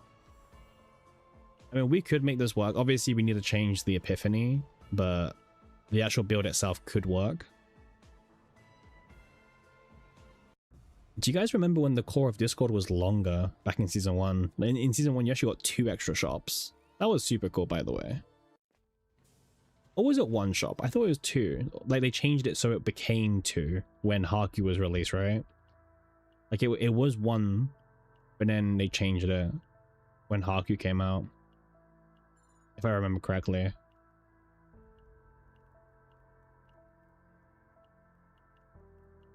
Okay. I thought it was 2. I thought it was 1 when we fought the suppressed servant, but then when Haku came out, we got an extra one on top of that. Because there was 1 before the servant and 1 before Haku, is what I remember. But again, that was so long ago at this point, right? Yeah, I'll take the bloody pendant. I just never as good. All right. Oh, that's Core of Discord down. 2 extra shops with 5 refresh each. Yeah. What do you think about Galactic Network for the Fade dev? Skip Tenebria for some reason? Well, skipping Tenebria makes sense because they said that there's going to be less live streams moving forward. So we're not going to get a live stream for every single character. But Faye makes sense because Faye's like a pre-season, right? And in pre-season, they always do big updates. And they're going to probably tease the season as well. I feel like Tenebria didn't really need a live stream because there's really nothing to showcase besides the character. And they want to do less live streams because I think it's just way too much time for them. So yeah. So we're not going to get more seasons.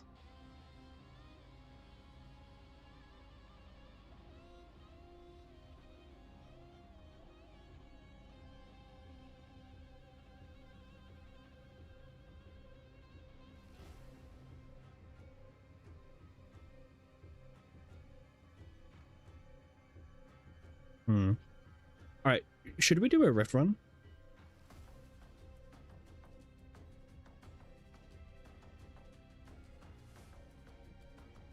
Do we do a rift run for YouTube? For YouTube chatters? Let's go. I mean, it needs to be a good run. It doesn't have to be like the best run, but it needs to be like a good run, if you know what I mean.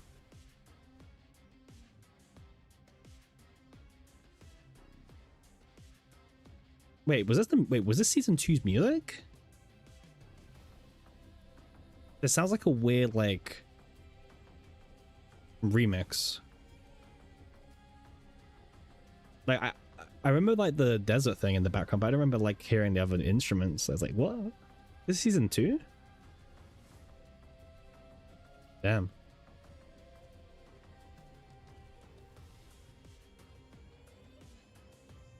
Who said season doesn't have good music, by the way? Okay, let me change the build because I need to put Sylvia back on.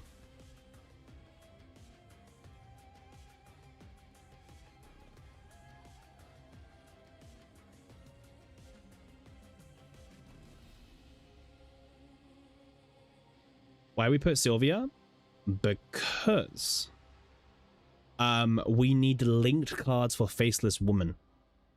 The whole point of this build is that we play 3 Faceless Woman, and whenever a linked card will become used, we get to draw 1 card each and every turn per copy of Faceless Woman. Right? And we don't have any linked cards in the deck. But Sylvia has a really, really powerful ego skill, which lets us choose any 2 cards in our hand, and she turns them into linked cards for the rest of the fight. Okay, so we need to use Sylvia to actually make linked cards for Faceless Woman to prog. That's why. 1 second.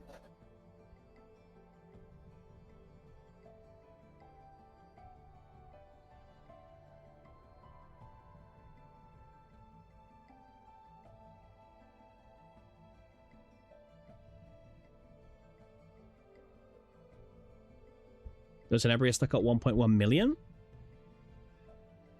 Oh, that's kind of a shame. Is there any like obvious way that you can increase it? Like who's your team? Who's your 3rd character? Because it's Tenebria, Ray, and who? 1 second, guys. I'm just doing some audio testing.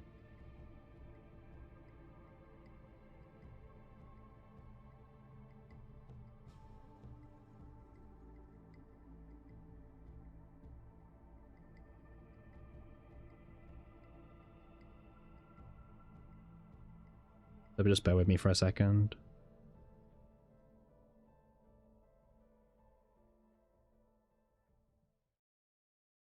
My connection's not been the best either.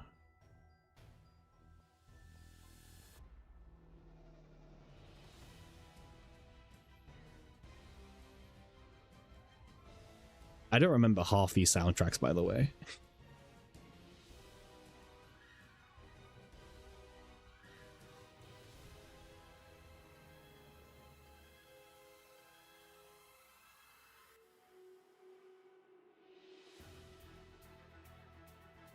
Okay, but yeah, that's why we use Sylvia, by the way, just for context.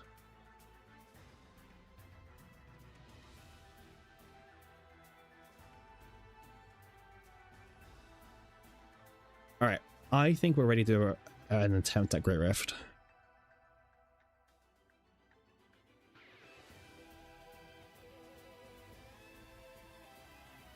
The Faceless Tech was pretty cool discovery. Yes, it was. You got 1.1 of Ray, Heidi, and Nia. Oh, you're using that team. Okay, so no Tenebria. Okay. Okay, let me just make sure we're all good to go, guys, okay?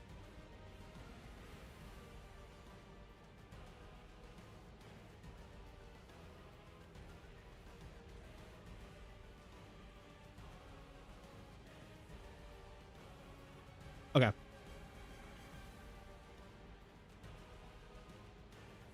You go on partner for Ray? Yeah, she has a partner. We're using Yuri just to draw 2 cards. Oh, Tenebria, Ray, Nia. Oh, you're doing the Nia comp. Yeah, I wasn't a big fan of Nia personally. Okay. Let's do Rift.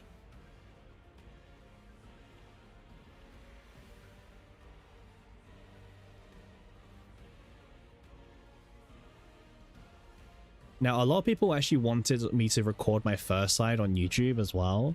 So I guess we'll leave the first side in. Is all the builds right? Let me just double check again.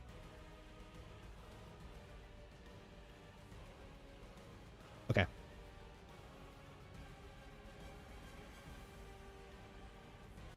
Let's go.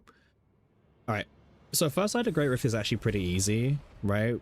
We're going to use the Diana Dreammod FTK team that we've got. And this is going to get us to the next side just super, super fast.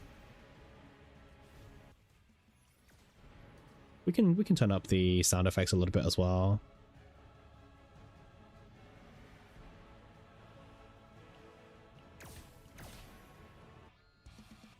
Okay. Just Dreammod stuff, right? Dreammod doing its thing. All right, and then this is the first turn kill. There you go. So this is what I use for the left-hand side, just to get my first turn kill.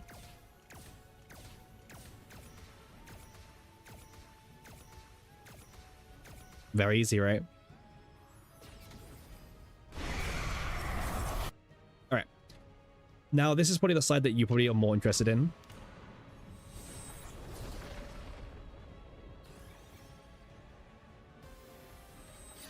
Nice combo, thank you. Okay, so we'll do our best for the run here, okay? So this is my opening hand. We've got 1 gear back, which is quite nice. We have Arpeggio 0, which is also quite nice just to fill out the deck a little bit more. Unfortunately, we did draw Arpeggio 1. Okay, so turn 1 is all about setting up as much as possible. So I actually don't mind playing Arpeggio 1 here, because it's going to draw us 2 more rhythms, and that way the gear back has less chance to draw us into more rhythms, because you don't really want to waste your draw power on more rhythms.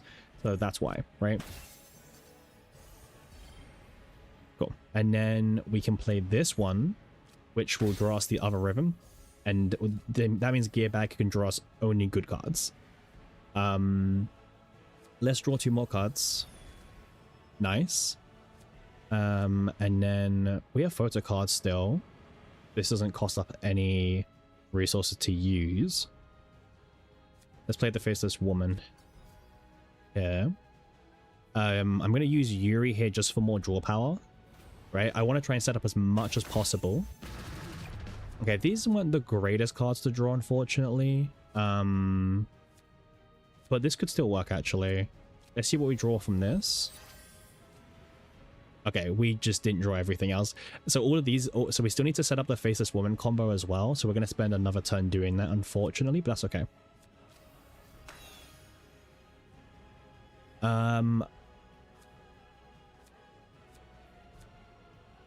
Okay, so we don't need to use Sylvia yet because we don't have Arpeggio 1 in our hand. Actually, wait. Just to set up Sylvia, what we can do is let's move this to the top of the deck and we draw it.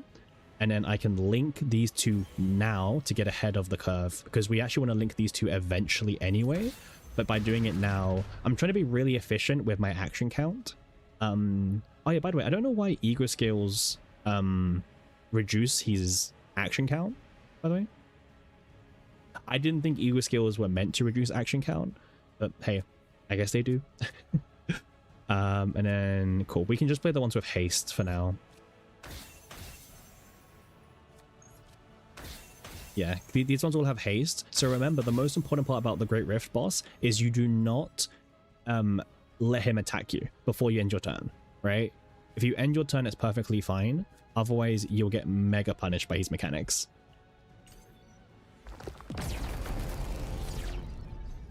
Okay, now let's try and finish setting up our team because we're a little bit behind now, unfortunately. We have so much combo as well now. Okay. I'm happy just to do this just to draw one. Actually, no, it doesn't make a difference. Let's do the Faceless Woman and see what we draw. Okay, Encore is fine just for draw power. Let's do Tenebria's Ego Scale now. The sooner you use Tenebria's Ego Scale, the faster you will have the buff for the rest of the fight. Okay. And then this has combo, and it's not going to draw us any cards, unfortunately. Let's do this just to draw one card. See what we get. Okay, we actually do need to play this as well. Nice. Nice. Okay, so we pretty much have everything set up now, which is kind of nice. Now, obviously, this turn's a bit of a dud turn, obviously. But that's fine. It's okay to have a bad turn. What's going to matter more is the future turns. Okay, so I haven't used a linked card yet, so now let me use Shackles and just watch how much we draw. Right?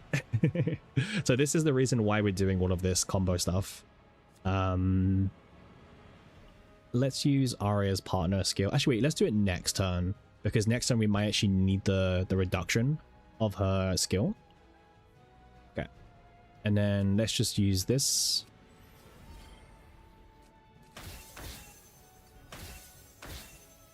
So just some solid numbers, you know? Nothing too crazy damage-wise. Yeah, so this has been a pretty slow rotation overall, but hopefully we can still get a good score. Okay. Now, let's move on to the next mechanic. The blackout turns.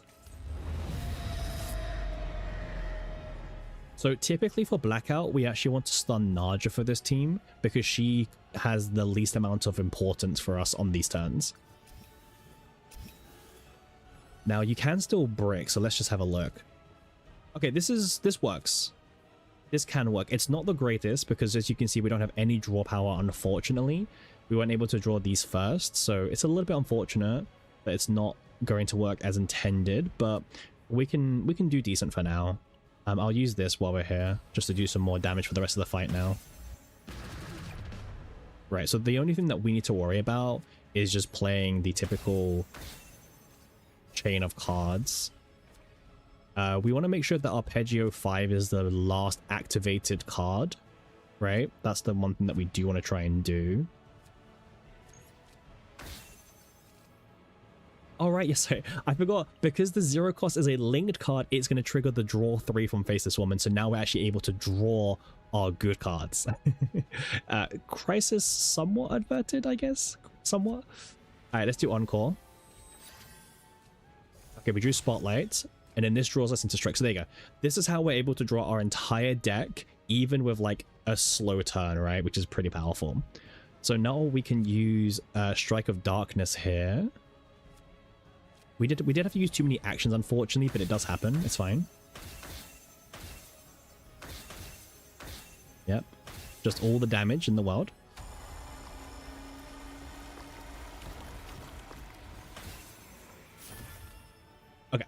And now we're back to doing the actual mechanic. So the Spotlight's going to be really important for us because we're actually able to gain the 1 extra AP we need to play the 3 Encores. So let me play Spotlight. We're only going to put back the... Actually, we could put back the 0 and the 5 here. It doesn't really matter. We can't put back... Oh, we could actually put back 1 because its cost is reduced. So actually, wait, let's do this. Let's do the full chain. Just because we have so many spare actions for the turn. Okay.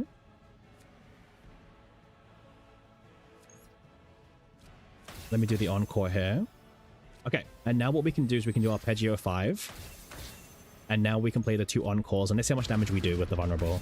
There you go. Oh, we're doing 120,000 at the moment with the vulnerable. Yeah, it does freak. But there's ways to play around it. So for example, it's hard to explain, but there are ways to stop it from doing that, but I don't want to like spend too much time resetting and everything, but there are ways you can make it not get activated by raise card. It's really weird how it works. Let's just do this for some extra damage.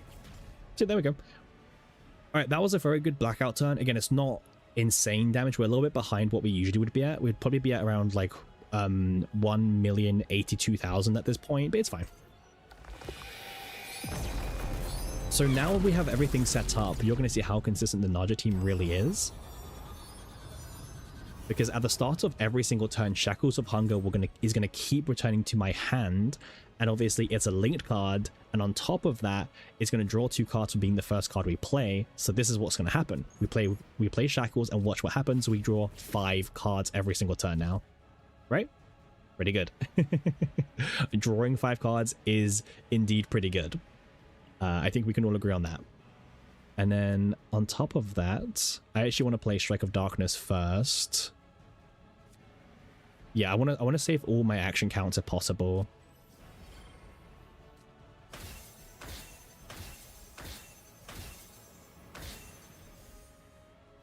Cool. And now let's play Encore, which we draw 1 card, and then Strike of Darkness draws us another card. Okay, we drew the Spotlight, which we really did need to draw, actually. Okay, so unfortunately, the other one is at the bottom of the deck, and Call of Response is also at the bottom of the deck, but that's just sometimes how it happens. Okay, but this is still a very consistent run, because we can do Spotlight, and then we can put back 5, 4, and 1, just because we have a lot of action counts still available to us. Right, there we go. And then obviously these have haste. We're not really critting much, unfortunately. Yikes, we're really not critting. Yeah, it's kind of rough. But there you go. Insane Shackle trick. Yeah, it's really, really insane, the Shackles combo. It makes it super hyper consistent. Just every single turn we get to do this. Okay, let's do Strike again just to draw more cards. Yeah, it uses the Corner Response, but it's fine. Again, this is just to kind of showcase how the run usually looks like. We've got 3 more cards left in the deck. We want to get this Encore, really. The Encore is the main thing I care about. Let's use 1 Encore now to draw... Okay, there we go. Nice. So the 5 cost does currently cost 0, which is perfect for us. It means that we can just we can use Spotlight, put back the 5 cost, and now we have enough action count, right, to use all 3 of these cards still, which is pretty huge, right?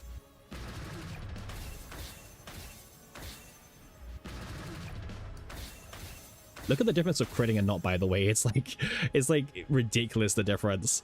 But yeah, it's a pretty good turn. Again, we don't want to let him get an action, so let's just immediately end the turn here. All right, and now we go back out to the second blackout, okay? Once again, we're actually going to remove Naja here.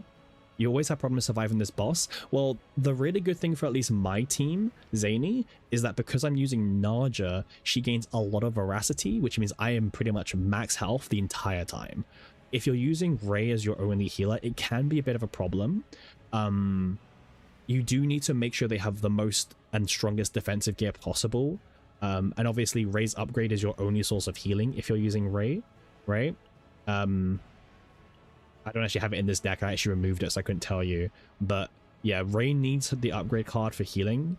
And then you also, because if you have the upgrade card, Ray will end up being your only healer.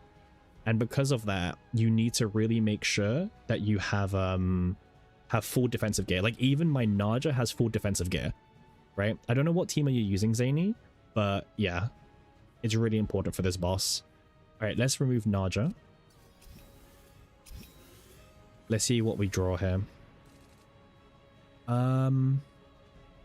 Okay. Okay, I don't love using Encore for draw ones, but frankly, I think you have to sometimes on these blackout turns. Oh, nice. Okay. Arpeggio 0 is insane here. Like, watch what happens, because it's also the first linked card as well. There, look at that. That's what happens with one Arpeggio 0 that's now linked.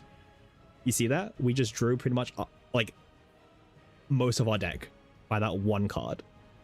Yeah, super huge there. Obviously we don't want to end up using this if possible, because obviously this will get used automatically. What's left in my deck? Okay, one Strike of Darkness. I mean, that Strike of Darkness is kind of important. Okay,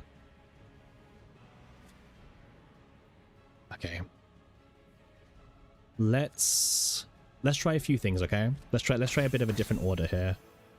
I would like to try and keep this in my hand if possible, because it's going to really increase the damage of this card. So that's why I'm trying to hold it for as long as possible.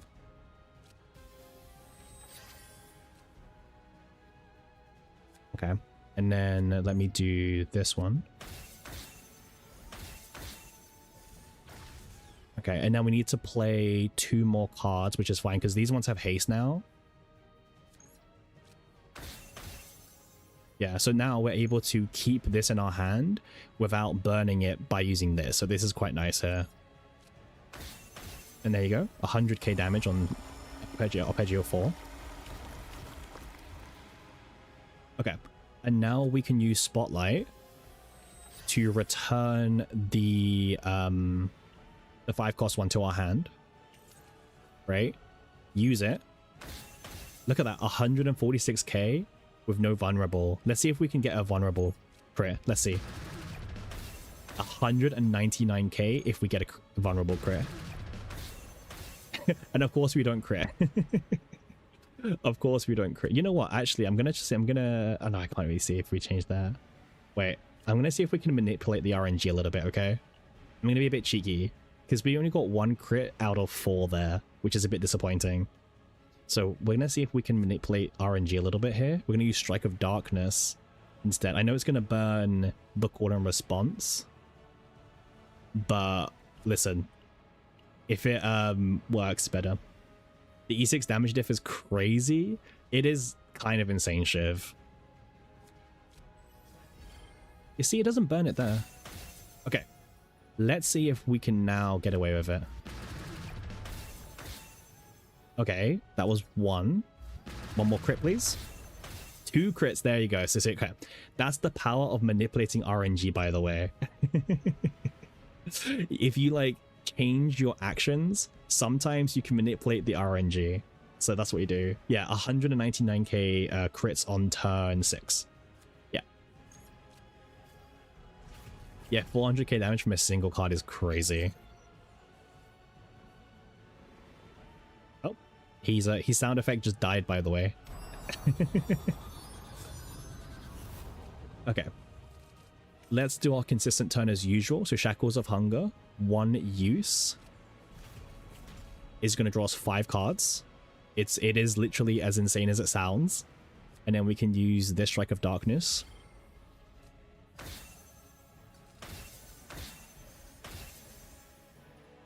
Yep, nice. Okay, I do want to draw the Spotlight and the cooldown response. So let's use Encore just for some draw power here. Nice. And let's do it again. Huge. Okay. And from now on, I can... So we have 4 actions, which is the... Okay, that's perfect, actually. We can do some good stuff with this. So let's use Spotlight.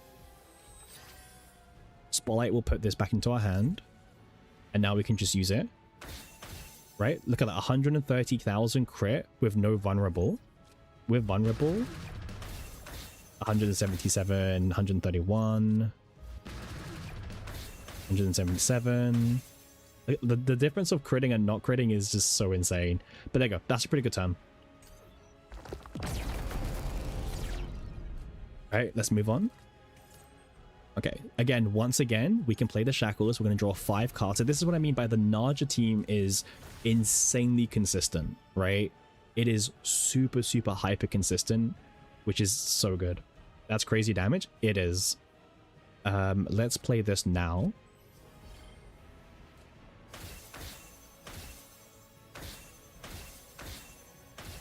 just spamming everything here. Okay, this is actually the best rotation, by the way, because I get to use my double encore. And I get to use it. And yeah, having a draw 5 every turn must feel nice. It's insane. Like, look at this, Shiv. Look, I've got the whole setup, right? Like, I've got everything.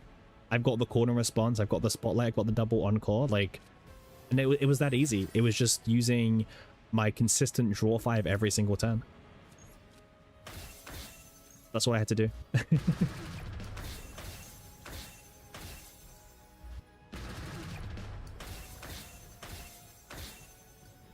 Yeah, yeah. This Rift has a lot of crit variance, by the way. A lot. All right, blackout time. Let's go. Did I get combo faceless? No, no, it's not. I wish, Shiv. Like, you should see the turn 1 and turn 2. It's hyper scuffed. Hyper scuffed. Okay. And then let's stun Naja as usual. Okay. Please draw the 0 cost. Ooh. Okay. Let's see. Okay, we got the 0 cost. Okay. As long as you get the 0 cost, that's all you need, because the 0 cost will draw you 3 cards because it's linked like this, right? And you're good to go. That's all you need in this rotation. That is all you need. Okay.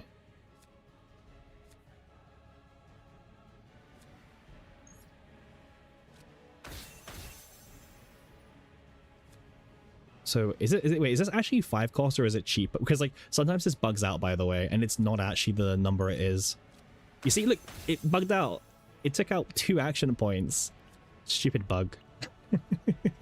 I knew it wasn't 0 cost. I knew it. The game was just lying. Okay. No worries. Let's use Encore here then. And then we might just have to use the Strike of Darkness here. Just because like there's not really... Actually, wait, no, we have Ray. We have Ray. This is fine, actually.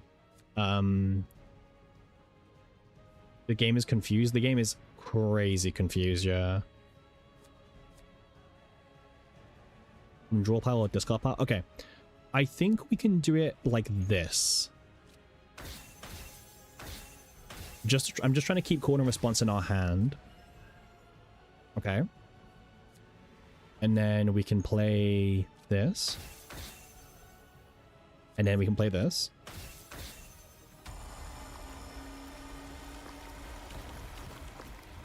Okay. So yes, I'm missing 1 AP because this, but we have Ray's Ego Scale. Gain 1 AP, by the way, in case you forgot. And then we can move Arpeggio 5 back to our hand and repeat the loop. Let's see how much damage we do. Nice, 158. 215,000 crit, by the way, now. Yep, 215,000 damage on a crit. Yep. All right, pretty good. We're coming up to turn number 10 now. Let's see. Let's see if we can do good damage or not. Let's see.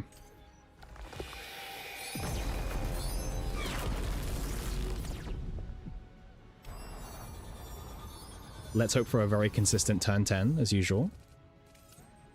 Okay, well... Okay. I think we just have to use the Strike of Darkness here. It sucks, but like we just have to. Like this hand is kind of rough actually.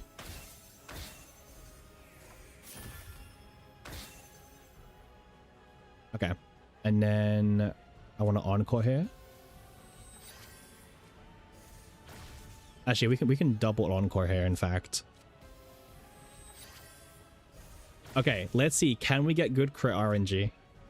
Why is it a problem to use the cool card? Because cool is a really important card where if it's in your hand, it treats itself as another rhythm card, which means for the arpeggios, which deal damage for each rhythm card, you're losing a whole other, you know, rhythm card counter, unfortunately. So that's why you want it to stay in your hand, but unfortunately the Strike of Darkness at times will autoplay it. So yeah, it's kind of unfortunate. It depends on your draw, usually. Sometimes you have to, sometimes you don't. It depends on how the run goes, really. Let's move this back to the top of our draw pile. And let's see what we can do. Okay, well, I want more crits, please, game. Okay, a mixture of crits. Okay, pretty decent crits there towards the end.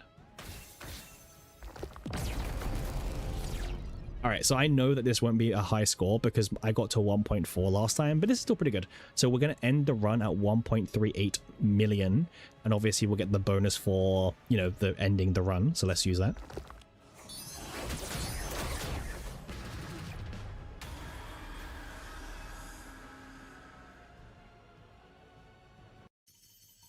Okay, there you go. 1.424. So it's not as good as our previous run, but still a very competitive score.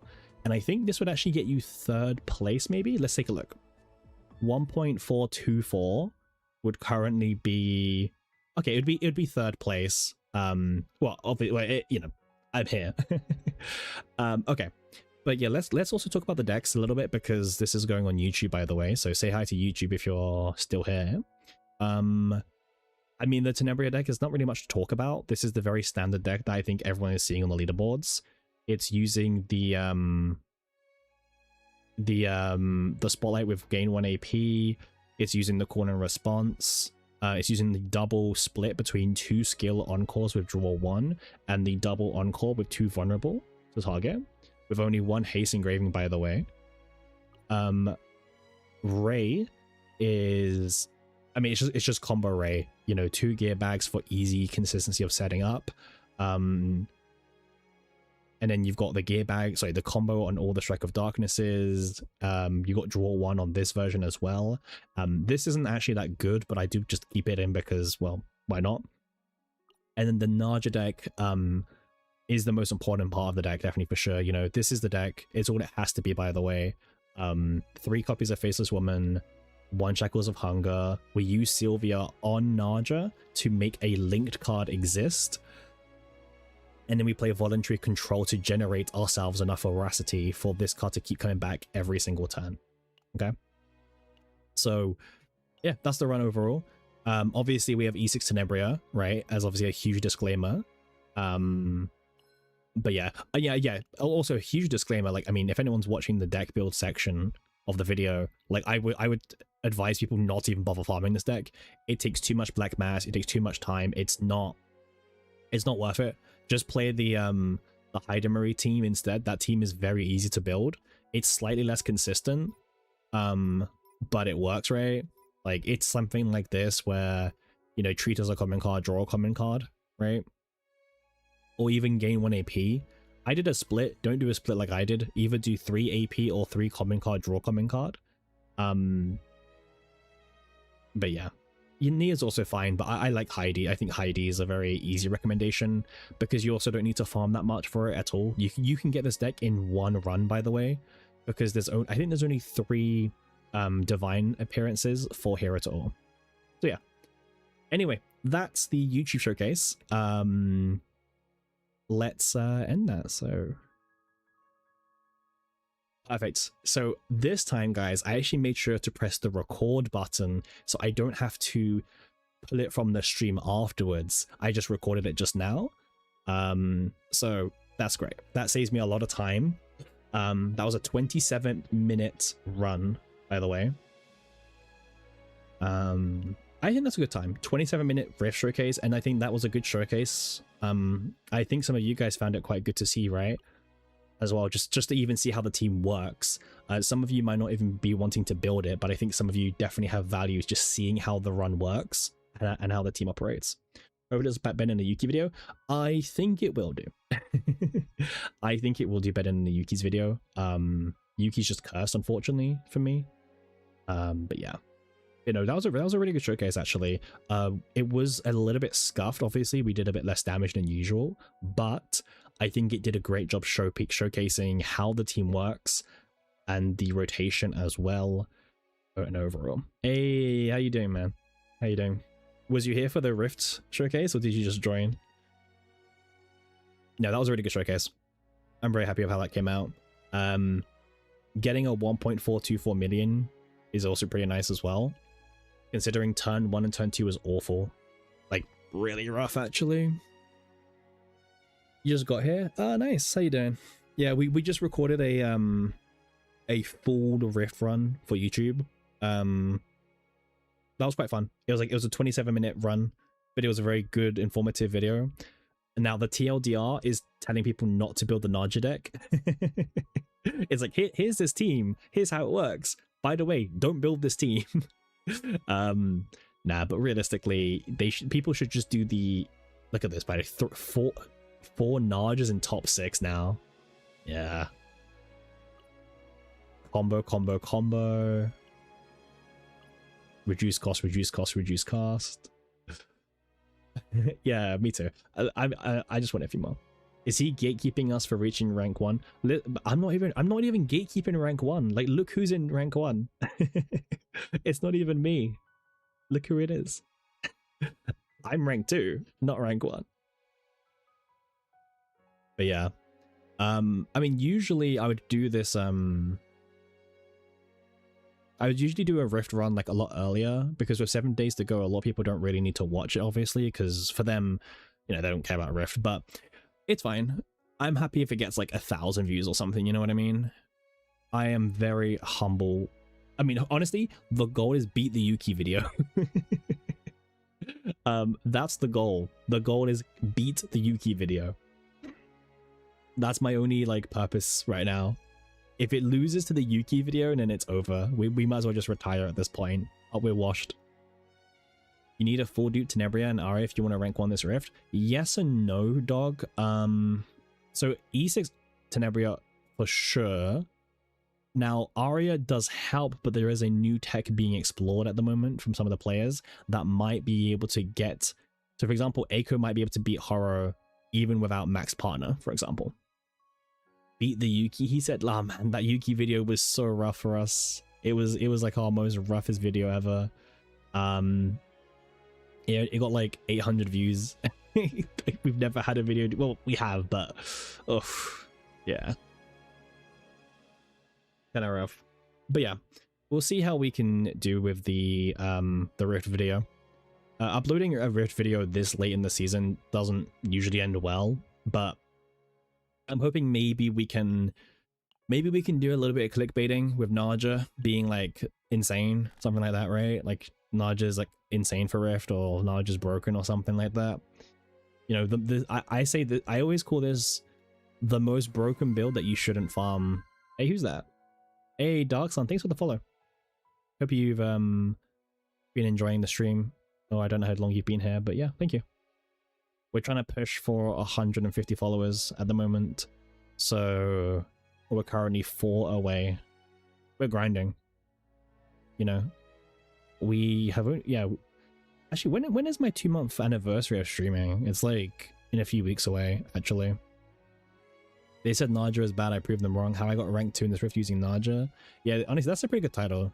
Obviously, like, just pretend about, like, don't mention the E6 and the maxed out partner thing. Don't mention that bit. But yeah. Yeah, welcome everyone. This is a bit of a late night stream for me. We're actually just waiting for SORTIE to refresh. I am going to be here live with you guys as we see together who the character is. Ooh, who's that? Let me double check who just gave us a nice little follow. Hey, OTS, thank you. Super cool. Thank you. 3 follows away from 150. That's super awesome. Thank you. Always appreciated. We now have 69 subs. The number. It was actually 68, but then Shiv actually resubbed, so it went back up to 69. Nice, Pompon. Nice. Yeah, we have 69 subs right now on the channel. Let us know when you'll want to raise so we can lower the stream volume. Yeah, I need to fix that snuff. I still need to fix that. Yeah. It's like a funny thing that I've just not got around to fixing. I was actually going to spend today setting up the Discord server, but I decided to stream instead. So you guys got to stream, but in return there's no Discord server yet. So, you know, it's up to you guys if you think it's worth the exchange or not. It was either Discord server or stream, and I wanted to stream, so yeah. Oh yeah, super prediction on the super drafted character. Wait, guys, who do we think is going to be? We got robbed. I promise you there will be a Discord set up before I go live on the next stream. That is a promise. Because I stream at random times sometimes, and people are like, isn't it like 2 a.m. in the morning? It is 2 a.m. in the morning, Snuff. After my dinner, I had a nice little nap. After I ate, I had a nice nap, and yeah. That's why I'm streaming now. That's why I've got a lot of energy still. Don't be Haru or Rita. Well, Haru, we already had Haru. Haru would be boring. Rita, I wouldn't mind because it's new. If it's by the way, guys, I said we'll do a run. If it's Kairon or Magna, I'm not doing the run. Okay, if it's Kairon or Magna, forget about it. Stream's ending. Stream's ending if it's one of these two. But yeah, a Hugo would be kind of cool. I really wouldn't mind Olea. Like, I want to see what they cook with a supporter. Like, how do they make a super drafted supporter, you know? Let it be Rin? It's gonna be Veronica to show off your E6? Damn. True, true. You'll spend every bit of energy for 1 week on Sortie? Oh, if it's Rin? Yeah, you know, I wouldn't mind playing Rin, actually. Actually, my Rin's potentials are kind of fucked up. We might need to fix her potentials first, but if it's Rin, we will happily fix her potentials. Yeah. Oh, this is exciting. I've never been live when it refreshes, but we're gonna be right here the moment it refreshes. This is exciting. It's like a mystery. Who's it gonna be? If my gal and Mei Ling are both drowning and I can only save one, you can catch me at my gal's funeral, activating passion cards and drawing to activate Dragon Spire and do 7 hits. Thank you for the copy pasta. What should be Kairon, bro? If it's Kairon, we're ending the stream, okay? Like, I don't have Kairon, and I don't have the resources to build him because I barely have the resources to max level Faye day 1. I've just finished grinding today. Actually, wait. I need to farm more experience, by the way. Guys, I have no experience. Like, I'm super broke on experience. Like, guys, you need like 360 of these. I mean, whale issues. I level up all the characters you level up. How's that a whale issue? Or skipping Faye? I mean, I would skip Faye if I wasn't a content creator, right? Smilegate reward me with like crystals for putting on Faye. Well, actually, so okay. So Smilegate will give me like 5,000 crystals for making a video on Faye, but trust me, it takes more than 5,000 crystals to get Faye. So it's not really like a free Faye. They help towards the Faye. But yeah, not by much. It's like what, like 3 pulls they help, like 30 pulls. Yeah. Wait, what happened to Wilhelmina? Oh, here she is.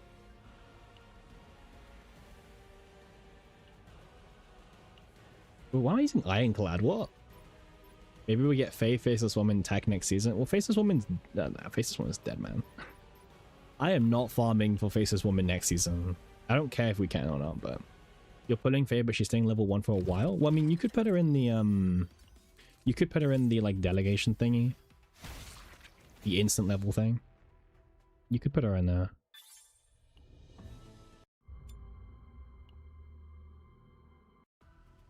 It's so sad that I have to spend most of my time here. Bro, look how washed she is, like... Oh, this is the wrong barrel build as well. Wait. That's kind of scuffed.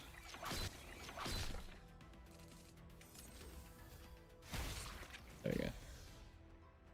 That took way too long. Poor 9? Yeah. Wait, I was meant to have this barrel build. This is the barrel build I was meant to have. See, this was the build it was meant to be, not the stupid upgrade build.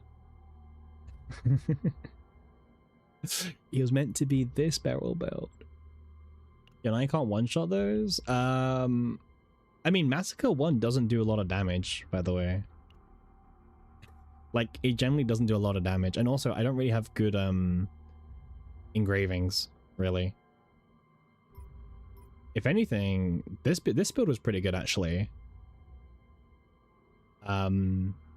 This is the extreme build. I have double increased exhaust damage, and I've got the vulnerable mask. Kind of funny. Kind of funny build. By the way, I got the most random. Like, look at this God's Hammer. By the way, when an attack card is used, 5% chance to add 1 hit. Sometimes it happens, and it's just really funny. Like, it's just like, oh, right, double hit Massacre, but only 5% of the time. Such a weird God's Hammer.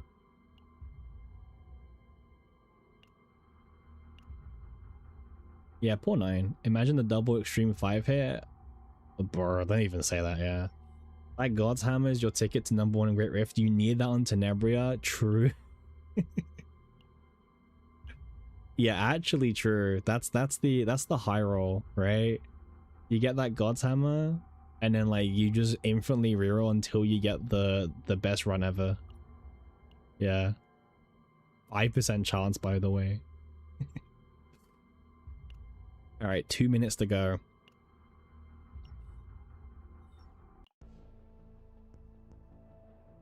Bro, no one, yeah. Well, I think most people get 900k in dip, right? Yeah. I'll be honest, there's no reason to go for 900k because this does not matter. This score thing does not matter at all. Super pointless. Super pointless. 1 minute 22, guys. Hold on to your horses. We're gonna be here live. We're gonna see it together. If it's Charon or Magna, we're not doing a run. People perma struggle with main in Reddit. Bro, even I struggle with main sometimes. I don't know. Main is a very weird boss because I don't like reading. Oh, you're manifesting the Maylin? Yeah. Manifest the Maylin drafted.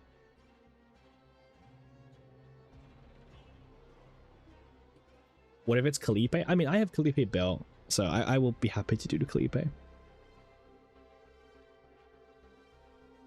I actually have Kalipe's crit chance invested in as well, by the way. Believe it or not. I invested in the crit chance, but not the health.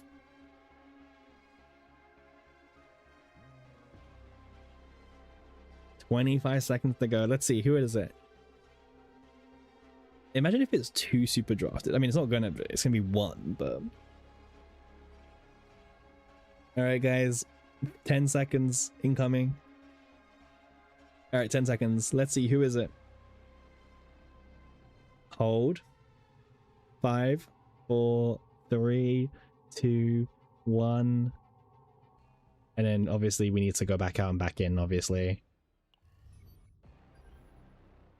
Veronica, what the fuck? Oh my god, E6 Veronica type. It's Veronica. Wait, Haru's a normal drafted again. Wait, let's read. Double the base hit count of ballista cards if in reload state. Triple the base hit count. What on earth is this?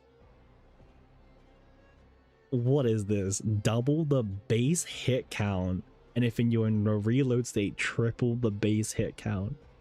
Oh my god. Guys, I'm also just a bit like, why the fuck is Haru still here? I think Haru's been the most like normal boosted character. Obviously the banner characters will always be here, but why is Haru still here? Like, yeah. Anyway, I promise you a run. Let's do a run. Let's do a run. Partner is equipped. We don't need this. This doesn't matter. E6 Veronica showcase. Let's go.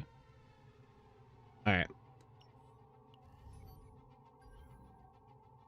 Oh yeah, no, you're right, Koji. She's the banner character. No, Koji's correct, because she's the banner character as well. That's why she's permanently here. That's true. That's a lame reason, but it does make sense. All right, let me just all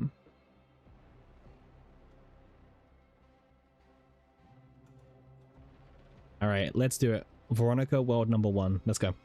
We're gonna do 27 out of 30 with Veronica, by the way. Okay. Okay. So just for context, the only dupe that's gonna matter is actually this dupe. This is the only one that matters. This one is actually quite good because it increases the damage amount taken from the ballistas. Every other dupe is pretty weak, actually. I mean, this one obviously is more damage. This is a joke, by the way. This E6 is horrendous. This is 1 mark. This is absolutely disgusting. An E6 for just 1 mark every turn. Yeah, I don't know. All right, let's go in, Veronica. Don't pick Tenebria. I will not pick Tenebria. I will not be picking Tenebria for the run, okay?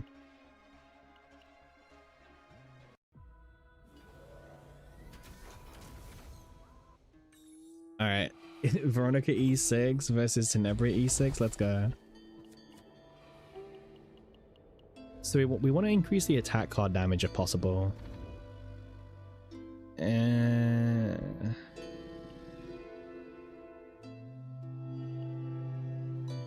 Okay.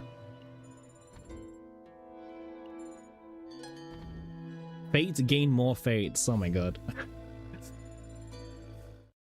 All right, well, that was an honestly interesting experience. We gained 1 fate, which gave us another fate, which gave us 2 more fates. Nice. All right. Let's get our team assembled. Okay. Well, Chizuru can get out of here. Well, Malin is on the wrong partner.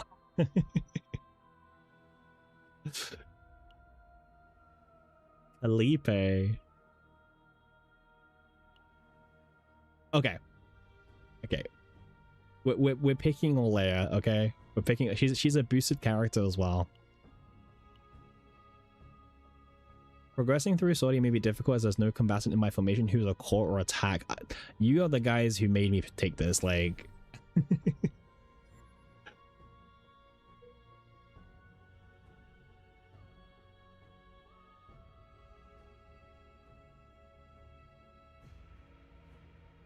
Okay. Veronica is a support. Yeah, she's a support, but... Alright, let's go to the shop, by the way. The shop's gonna be very important for us. We need to get some divines ASAP. Alright. So we're not in the reload state, however. We have to get the card that puts us in the reload state. That's so annoying, by the way. Veronica's gonna one-shoot him. Well, I still need to remove the 1 health shield, by the way.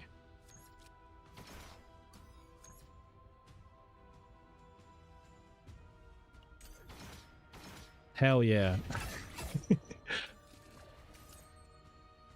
Yeah, I mean, she's not in the reload. Like, we don't have reload yet, so that kind of is a bit annoying.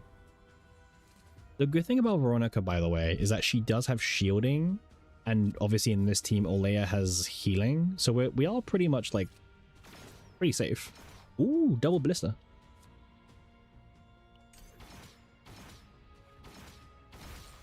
Veronica E6 almost good as Maylin E6, yeah. I actually want to get more reposes because we can just epiphany them anyway, right? Okay, so shop time. First things first is let's get a better crap. Guys, which one are we aiming for? Which blister do you guys think is better to get multiple hits on? Like what's the best case scenario? Like what are we looking for? Enhance? Do you think enhance is the best? No, so I'm saying in general, so not even between these two, but out of all of them, which ballista do you think is the one that we should go for? Because it's okay if we skip this, I don't mind skipping. Enhanced is really good for the crit chance, by the way. Like it's gonna do a lot of damage because it has what, 30% crit chance or something, right? It's like it's something crazy.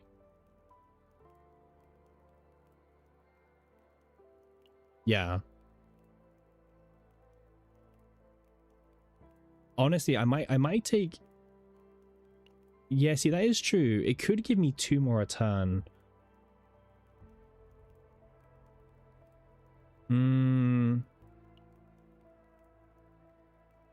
Giant is great for non-elites. It is, but we're doing a lot of elites. I have a feeling that maybe we pick enhanced, right, guys? Because 30% crit chance is no joke, right? Like it's actually a very strong effect, especially if we're critting all the time. So I'm very tempted to pick the enhanced ballista just for the crit. This is very tempting though. This one is really tempting. Because if we get 2, but it's RNG, right? I don't know. This is guaranteed to be plus 30% crit chance. This one is just a 50% chance to give us extra one. Let's do enhanced, yeah. Let's do enhanced. Okay, we do need to remove cards, by the way, like a lot, because we've also got a stupid curse card in our deck, as well as we've got all these other really bad cards, so we'll be doing a lot of removing, unfortunately, which is going to take up a lot of our currency.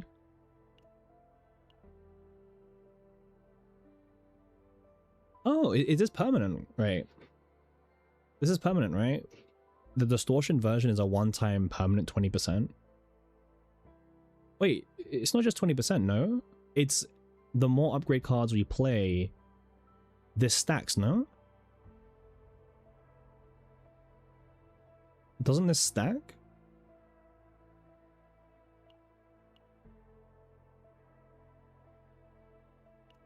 Who knows? Yeah, we can try it. We're here for science, right? We're here for normal, yeah. Ooh, okay. Huge. This is really huge. We need this badly. We really do need this. This is actually like huge. Okay. Okay, so now we can actually go into reload territory. Oh, this is really funny with Olea.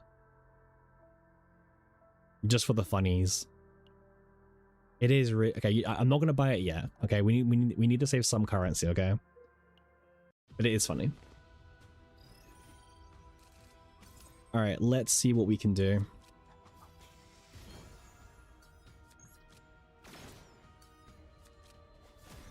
Oh, nice. All right, let's get rid of the shield. All right, show me what you got, Veronica, for now. Okay, that crit from enhanced was good. The crit from enhanced was really good.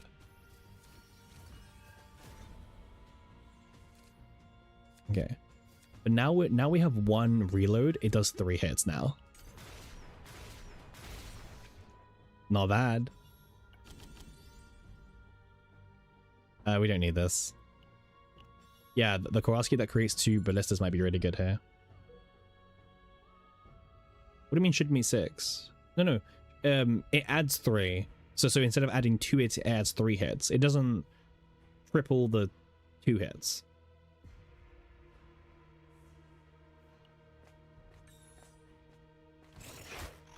Wait, is this a removal? I need removals, man. Okay. I'm taking all the removals I see, by the way. I'm like not even joking. Every removal I see, I'm taking.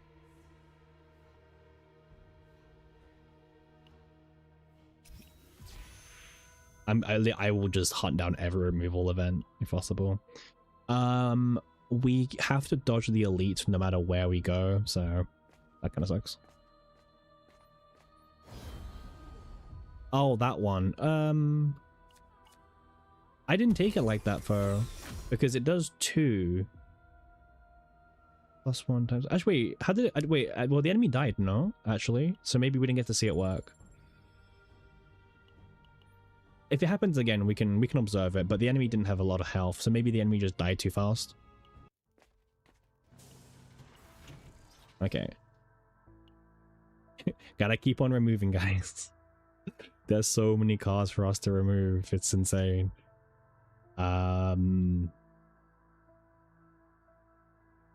okay getting rid of the shield card. Okay, we still have enough to use a flash, which we need to be doing.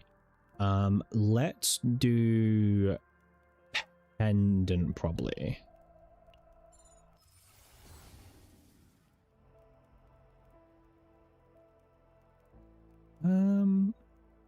Honestly, this one's just very consistent because it will count the reposes as well. Okay, so this is where the giant ballista would obviously have been good, but you know, we can't really control that, so that's fine.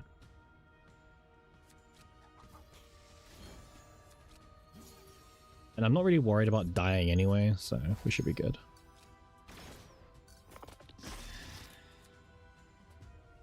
Cool. Yeah, okay.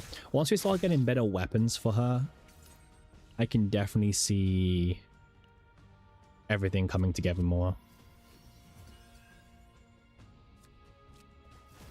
Shield. Or 2. I mean, it's fine.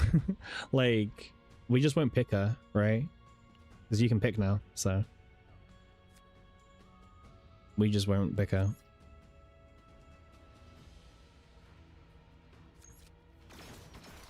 I can just do this as well, by the way. Because I have E3, whenever I use my thing, it just gives me another ballista as well. You see?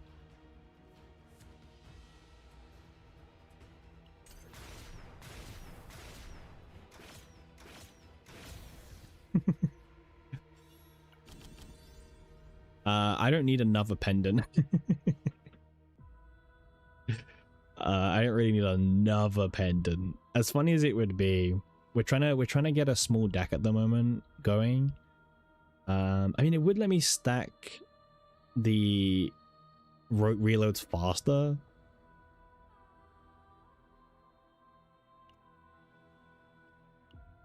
That is, it would let me stack reloads faster.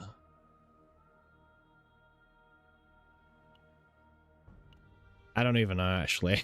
I'm not risking anything, man. This is 27 out of 30. Oh yeah, the micro ballista one. Okay, yeah, that's worth noting, actually. Ugh. Confusion.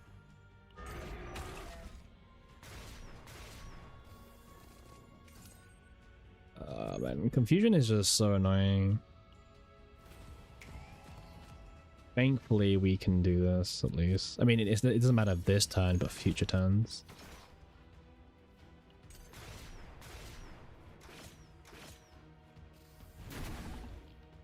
Yeah, these hit hard. I mean, Of Confusion is just annoying. Like, that's just the honest truth. Like, it's just such an annoying debuff to have to fight against.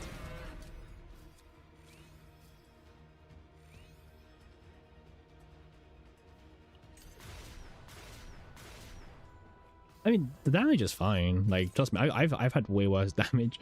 It's just that this guy So the problem is the hits don't reduce hunger, right? We need basic attacks to reduce all that. Yeah, like it's actually kind of scuffed because of that.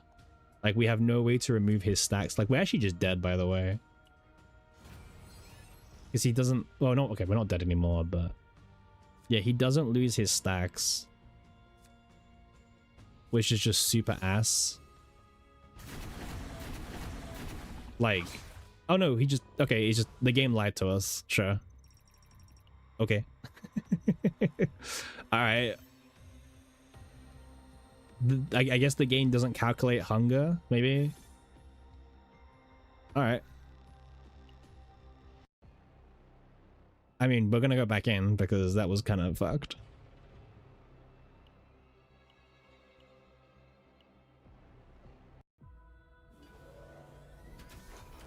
I mean, I'm not even gonna blame Veronica for that one. That was a yeah. We have to remember, like, certain bosses she actually just dies against.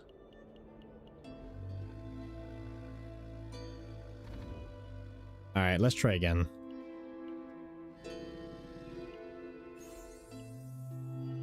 And not that gross. The general bug will be funny as well. I mean, yeah. All right, let's try again.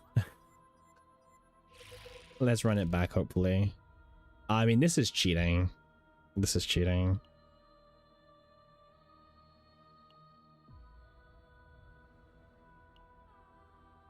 Oh, fuck my life, man.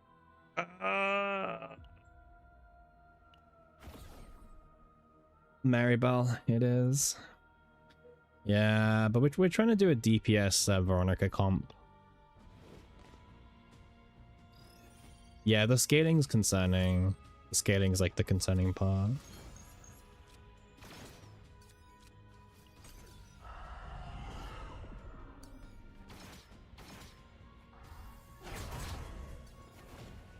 I mean, they're trying to push DPS ballistas, so we'll see how good it is.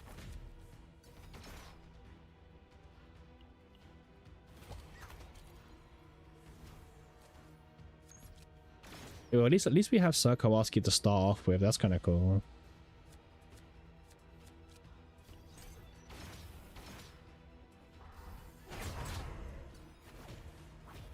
We just need to like really giga buff the ballistas, right? Like that's the kind of the game plan. Just giga buff the ballistas and that's how we win.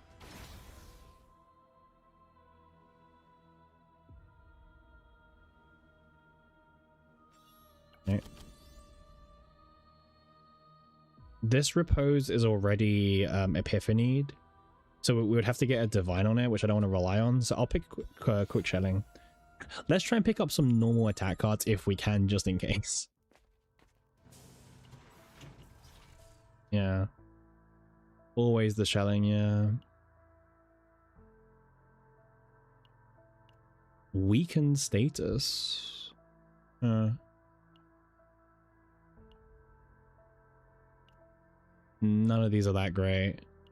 Let's just focus on removing cards. Unfortunately, Maribel's going to kind of be our main remover.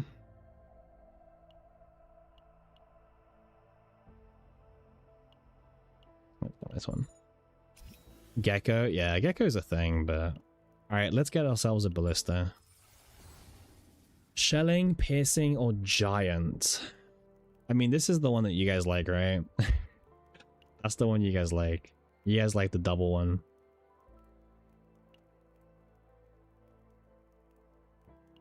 You guys want to see shelling, right?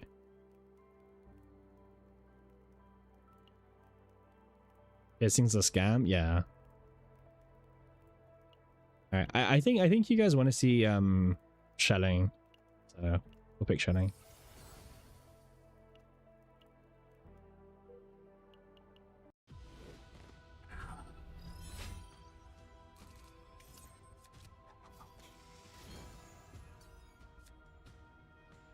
Yeah, it is. It's going to be times 6, yeah.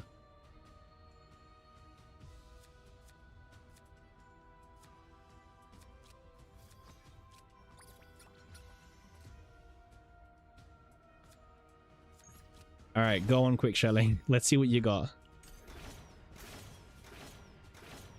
Honestly, for only one crit, that's pretty good because we don't have a weapon or anything, and we don't even have like reloads yet, so that's actually pretty good. Mika 6 gear bag with morale good. Yeah, 6 gear bag is very good.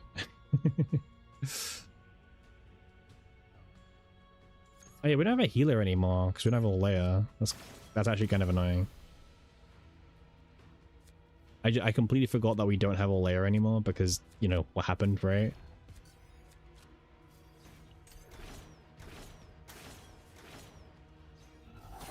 Yeah, we need just like tons of Kowalskis, tons of additive buffing, and then we're good to go.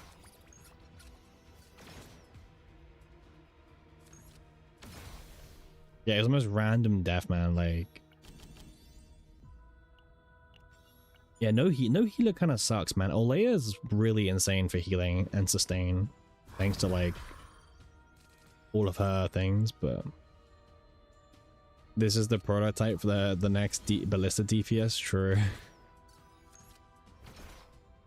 Unfortunately, we don't have real. It's kind of awkward because like you need to get the card that has reload before this build even like kind of starts coming together, right? So you're kind of locked behind needing a specific card, which is kind of awkward.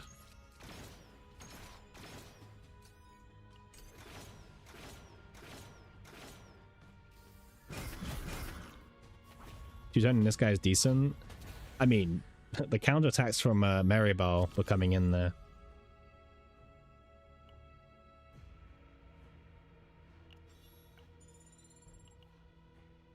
All right, let's fight.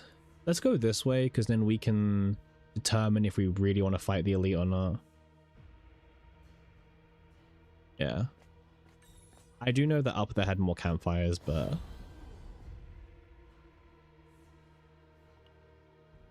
plus 40% damage.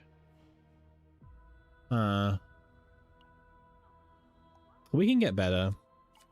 I also don't want to use my credits. My credits are way too valuable right now. Yeah, we'll give this to her. Oh, it's this guy? Okay, we'll fight this. This is fine. As long as it's not... Yeah, this is fine.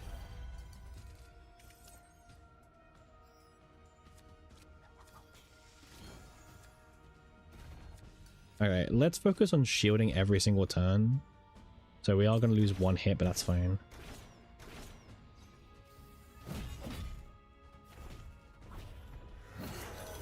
Well, thanks Maribel for buffing him up. That was unavoidable, but it's okay.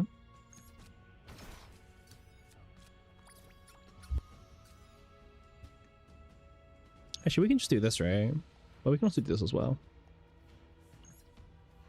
This is just massive shield.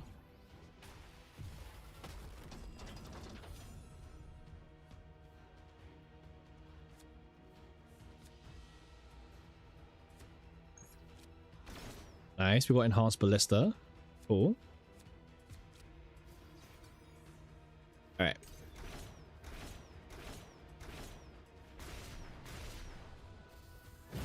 Yeah, this guy's kind of insane. But I believe in our team, by the way. I believe in the team. I actually do believe in the team.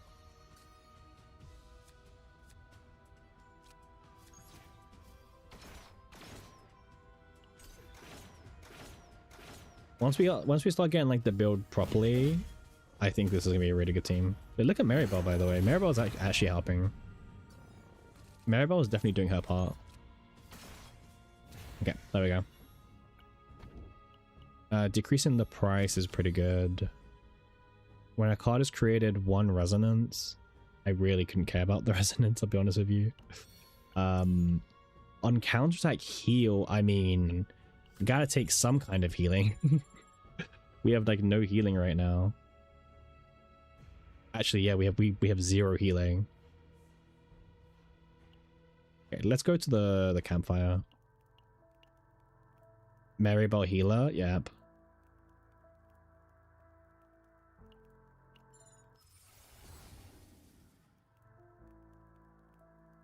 Do we do this? Do we do the draw 2 when draw a skill card, create a ballista? Is that, do we do that one? Or do we do the choose 150 draw 2? These are all good. You think the damage one, the plus 150? Yeah, we can do this one. Because we have shelling, right? So the more we stack, the better. Because this is better. Plus 150 is better than 30%. Yeah.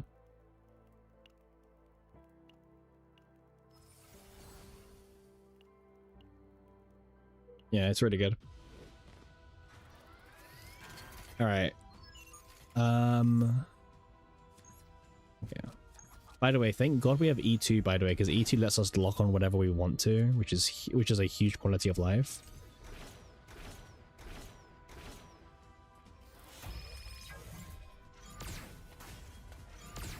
Again, we don't have reload, so we're kind of like, we're missing 50% of her entire mechanic right now. So that kind of sucks.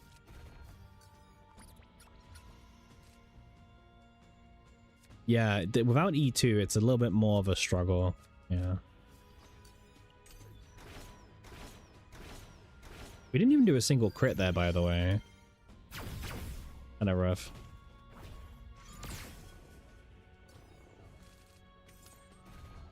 Okay. Roll 2. This has haste, which is quite nice. This gives us 1 counterattack as well. We have to balance out because we don't have crazy good healing. It's good damage, and again, this isn't the max damage potential because we're still missing the reload. You know, once we get the reload, then this team is doing its full damage potential.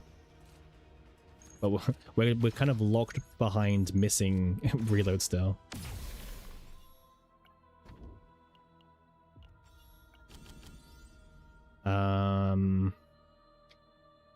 I don't want anything of this. When an ally attack card was not activated for 1 turn and the turn ends. I mean, I get it, but we don't need it. Alright. What's this got for us? Get a Divine Epiphany. Well, sure. Stacking Fortitude is really good, actually. Fortitude is like the best keyword in SORTIE, by the way.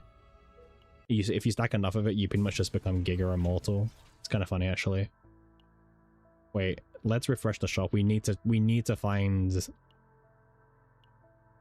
thingy. We really need to try and find a reload card for this whole team to work. I mean, this reloads for 1 turn. It's like a 1 turn reload. But we can't afford it. We can't afford it because we also need to remove cards. And we need to... Wait, what can we even Epiphany anymore?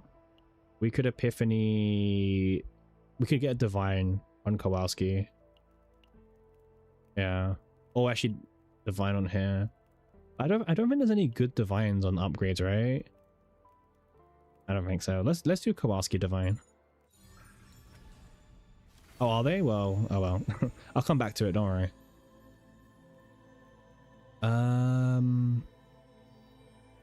Honestly, I kind of like the AP. I actually really like the AP. Harmonization is really nice. Yeah. Alright, let's see what we can do against the boss.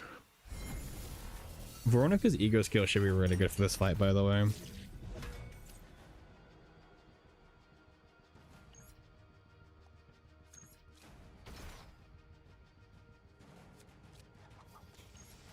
It also gives us max reload as well, by the way, which is really cool. We don't have reload ourselves, but this will give us max reload. On top of Kowalski. 719 times 6. Let's see how much damage this can do.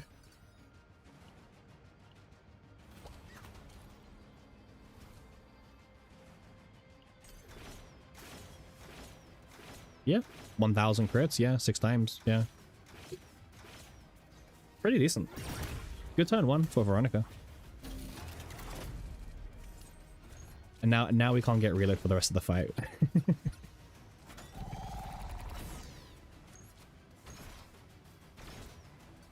I was hoping to really get another ballista there, but it's fine.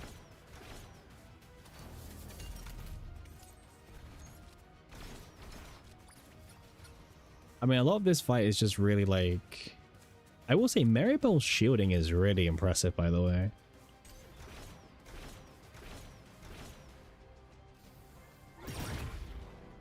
Very decent. Yeah, Harmer. Yeah. I mean, not like it will make a difference for us too much, but yeah.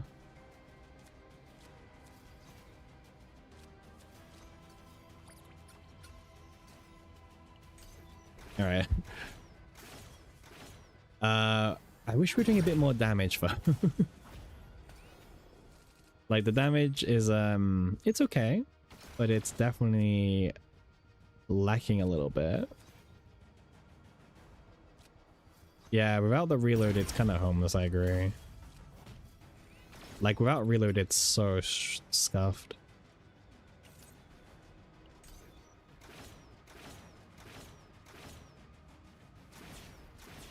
There we go. Yeah, we need reload ASAP. There we go.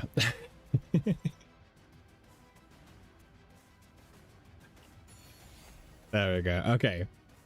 It's actually the good one as well, which is quite nice. I'll take this just to get a weapon because more attack is just good in general.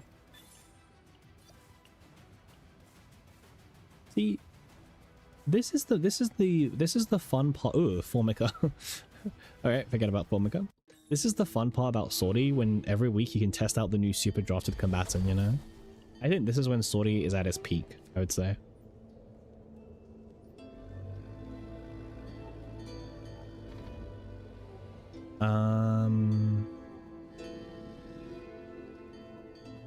That's better. Ooh, increasing damage is really good, actually.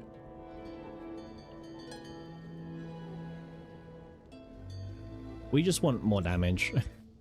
We're not very picky. Rejecting misfortunes, a spirit animal, yeah. Okay. Oh, Cassius. I mean, I find it hard to reject the Cassius.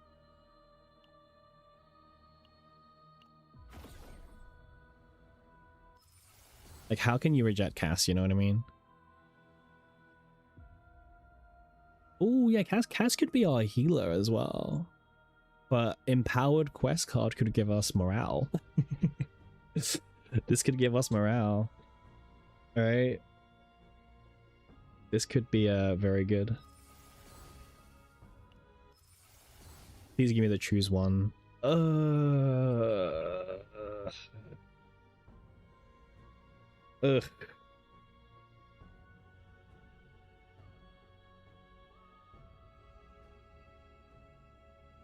It's not fun when you don't own or have leveled the drafted character. Yeah, I can get that. Let's just...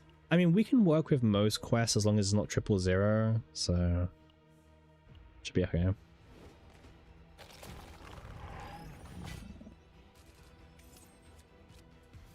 First quest is Full House. I mean, Full House is fine.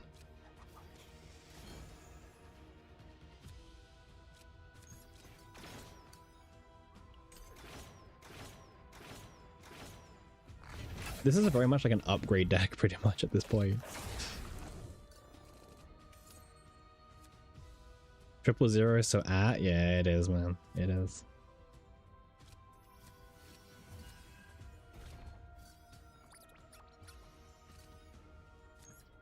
Okay. Weaken is good. Hey, look at that damage. Oh, if that... Yeah, there you go. Now we've got the reload. We're doing 6 hits now. There we go. Alright, now the build is cooking. Now it's cooking.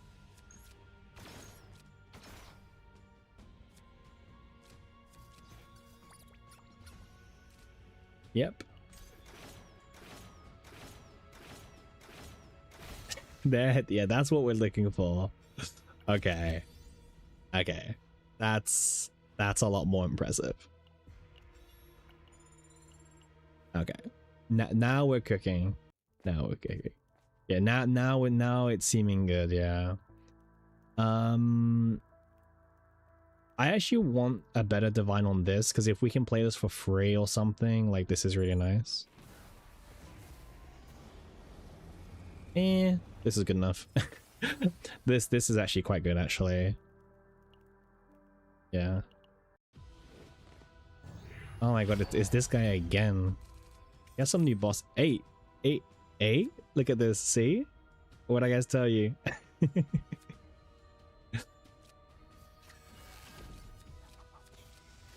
you go. Void Fragment PogChamp? Nah. Very good.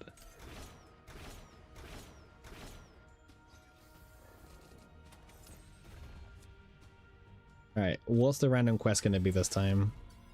Alright, triple one actually is not bad for us because we do actually use our one cost cards.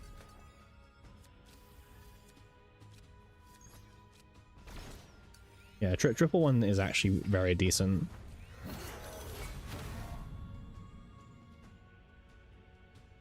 That's fine. I mean, if we could crit, that would probably be a bit better, but hey, no worries.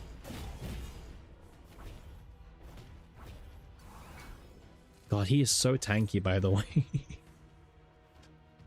Okay, I'm going to use the ego skill here, by the way.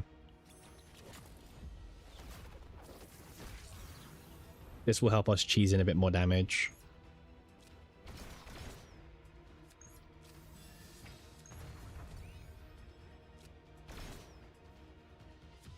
I want to get rid of the burn cards if possible.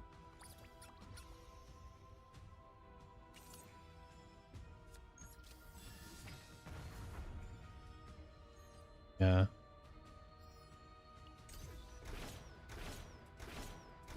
Decent crits, by the way. Decent crits. We're just not critting a lot. We need to get more crit chance somehow. That's really what we need more of. We're just not critting enough for consistency reasons. This works. Oh damn, he's doing lots of damage. Help.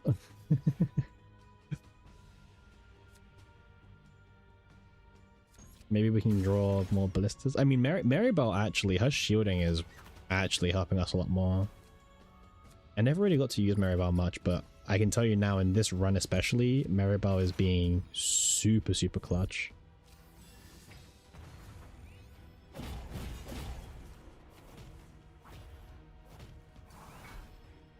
Yeah. Alright, there we go. The way they buff the super trophy combatants, could it be a direction of how they want to? Yeah, I think it could be. Ooh. Ooh. This is fun. Ooh, with quick shelling and the ballistas. This is actually probably the one time I'm going to be taking a monster card and I'm going to enjoy it. Nice. This is huge.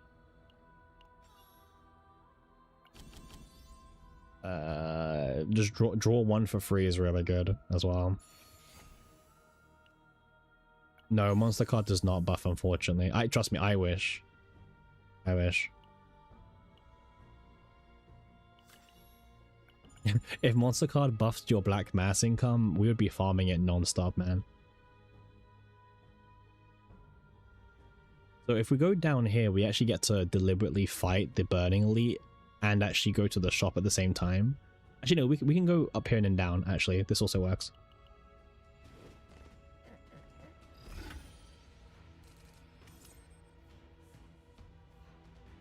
Okay, well, we draw the Dominion. No leads, unfortunately, but that's okay.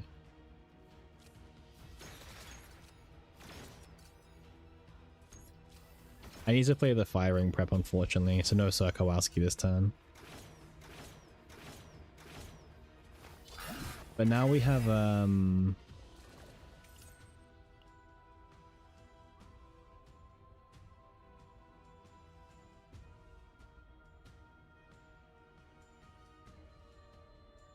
1 second.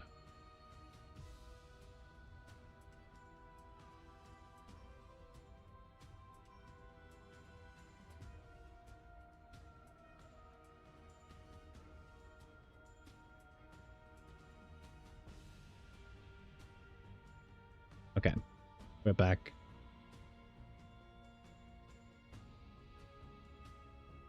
Okay, so what's going on here? I mean, it stayed as 2 cost. That's kind of unfortunate. Okay, let's get 1 fortitude stack at least. Maybe it helps us. I mean, we should be able to kill this guy if we're lucky. No crits. Oh man, the crit RNG is so rough. Like, I'm feeling the crit RNG way more than usual. Like, it is bad in general, but damn, it feels worse than usual.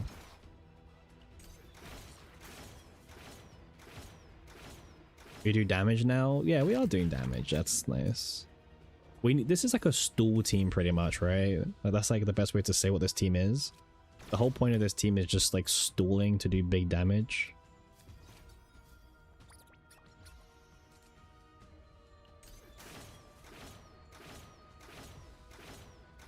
But yeah, now we have Dominion, by the way. Dominion is actually really good.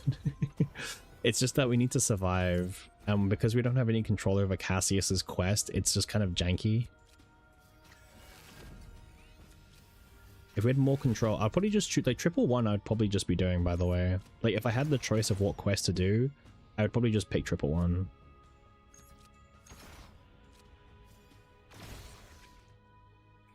There we go.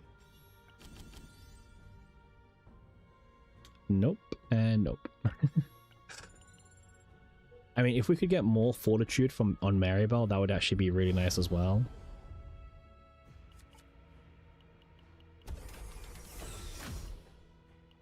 More stats is just good in general. I'm not looking forward to Veronica going into breakdown, I'll be real with you. I'm a bit concerned about that, but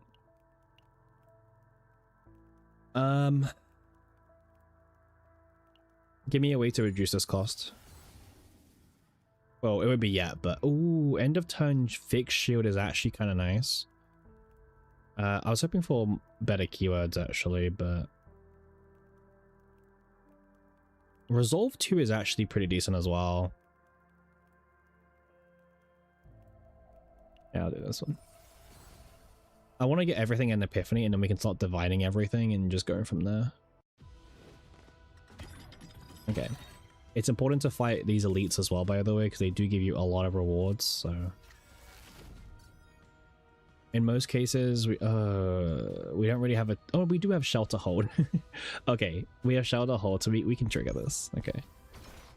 I was a little bit concerned there for a second, but then I realized actually we can trigger this, which is quite nice.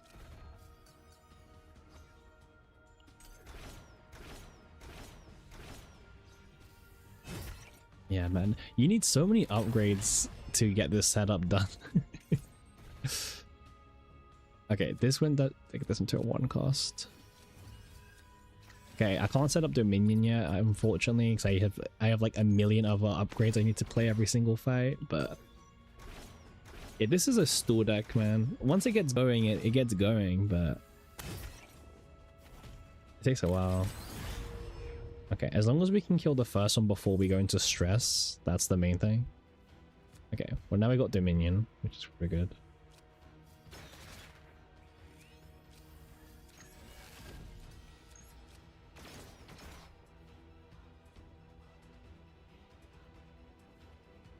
Yeah, it's looking really good. Like, because this is an upgrade deck. We pretty much just built an upgrade deck, which is fine.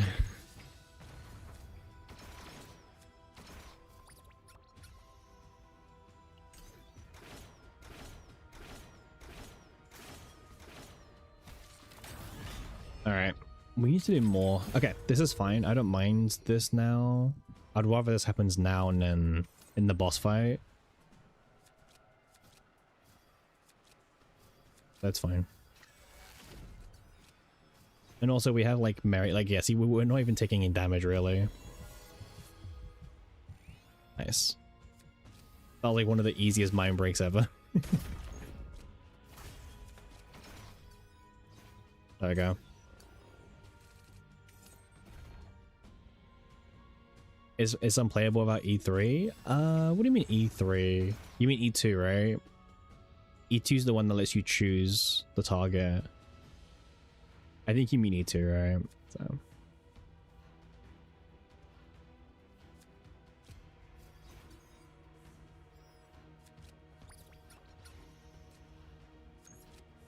But yeah, E2 is honestly kind of a must, it feels like.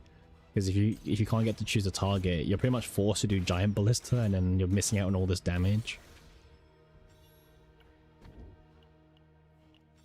I don't like picking this, but we have to. Lost 10% defense. This could have been so much better. Thing is, I actually like the counter attack heals, but I guess I'm not doing much anymore, so. Oh no, Popeye Papa.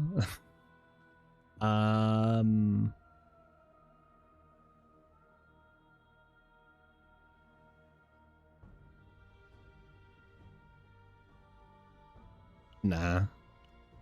Right? Initially, this costs too much, man. I can't afford to play all these upgrade cards. We need to draw the line somewhere. And the line is I can barely play all these already. Okay, this is huge. We get to duplicate any card of our choice, which is actually huge. Now the question is, do we duplicate Kowalski or do we duplicate Dominion? What do we duplicate? Dominion does stack. Dominion does stack.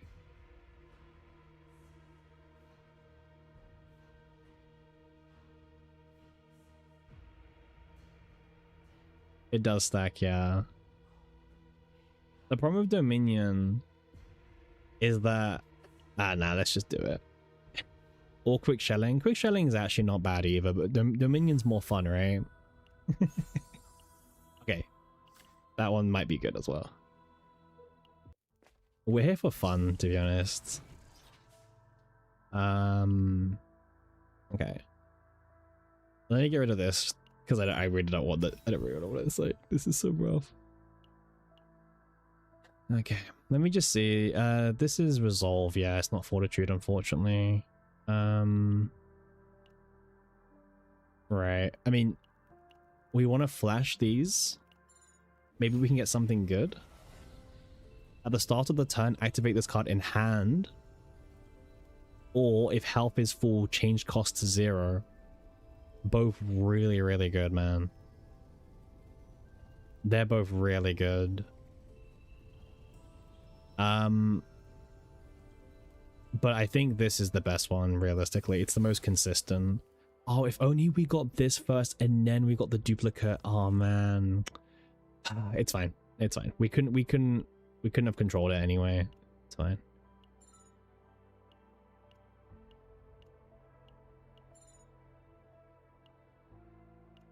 Meh, whatever.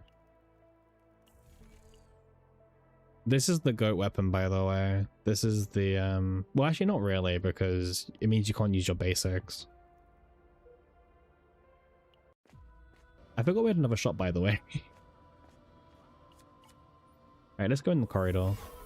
I always forget what's here. Ooh, removal event. I will always take a removal event. I think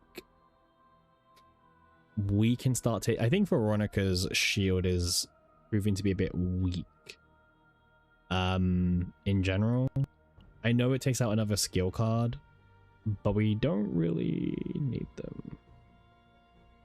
The basics for Veronica are really good because there's a chance we get another ballista card. So yeah, I think it has to be the basic shield card, which feels bad, but if we can get better skill cards, like Repose or something, we're good. We're good. Alright, let's go straight and try and get a good divine on this one.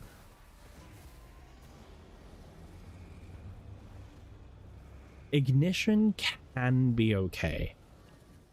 It can be okay. It's not amazing, but it can be okay depending on what we get.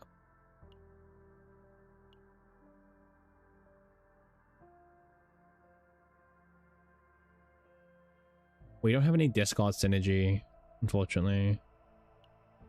I did think about it, but we don't have any discard synergy.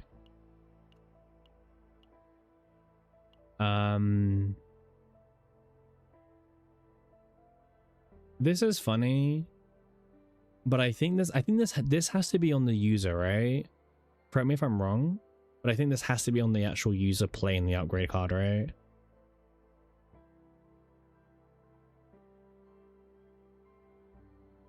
I think this does. I'm just reading it now. An upgrade card is used, change cost. Yeah, it doesn't say ally. You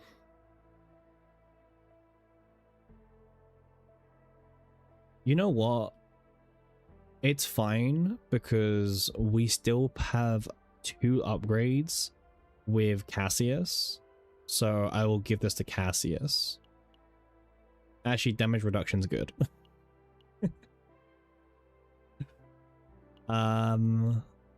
Even if this stacks, because it might not even stack. Nah, let's just let's not. Let's not. Let's just move on. All right.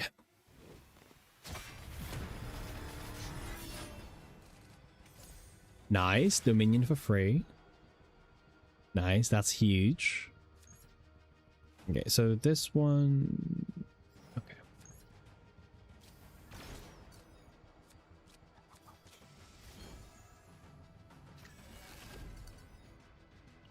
Okay, let's start cycling through the deck.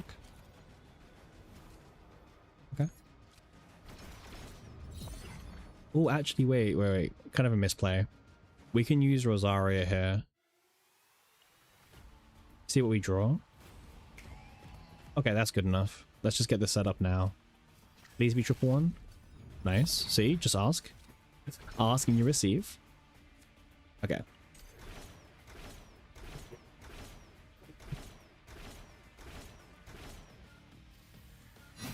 I should have ego scaled there actually, but it's fine. Okay, lead is activated, but this also just exhausts anyway. So it's kind of the same thing.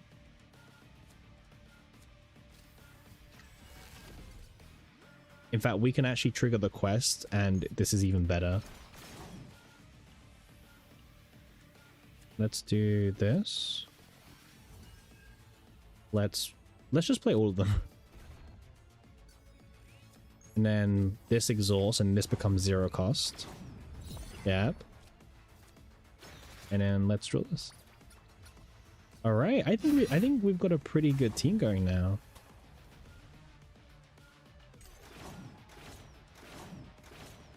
All right, this is Veronica. 12k damage in a single turn from Veronica there.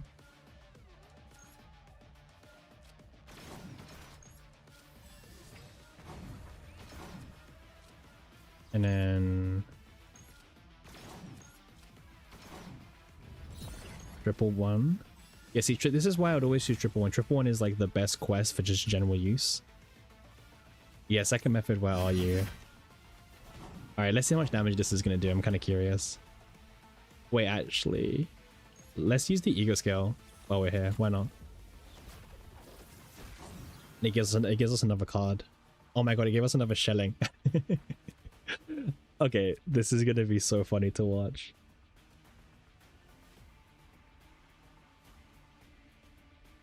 Alright, let's see how this goes. Alright, I'm ready for this. Let's go.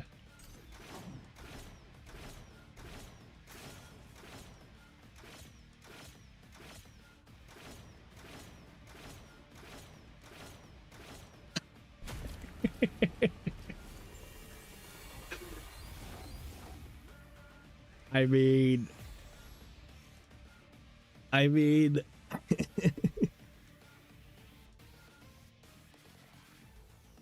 that was pretty good.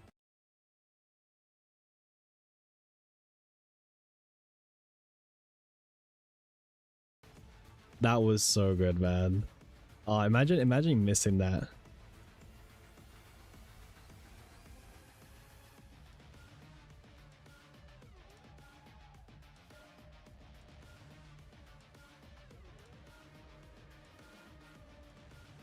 Those ballistas were more than 10 times the original percentage. Yeah, that was so funny.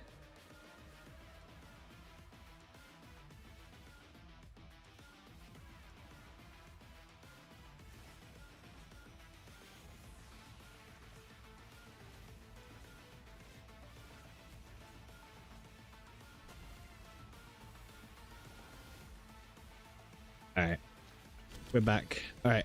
Oh my god, bombardment prep. Okay, well, we're taking bombardment prep. Oh, I was really hoping for like Veronica, man. Oh, that sucks. I was really, really hoping for just like something good, but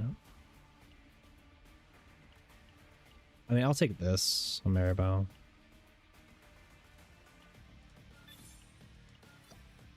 Okay, let's move on.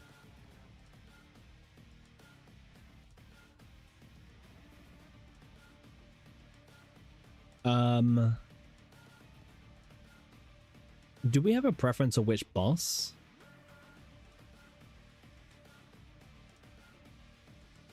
It's Sweet Dream. What am I even talking about? Ignore me. We don't want to fight the deer.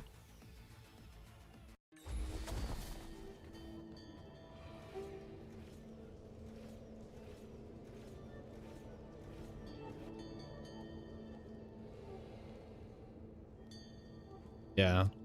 Sweet Dream's the easiest, yeah. Alright, let's do this.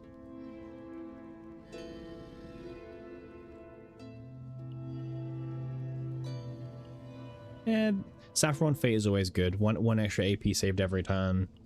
Can't go wrong with that. Alright, who's the last combatant? Let's see. So far, when an upgrade or skill card is used, one commences the hunt. Yeah, but he's got the wrong partner, man. This is kind of useless for us. Crescendo? Ugh.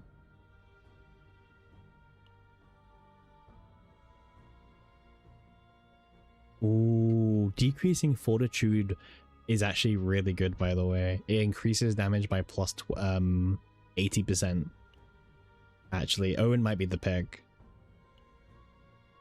I also can't believe I'm saying that, but Owen is actually the pick. Yeah.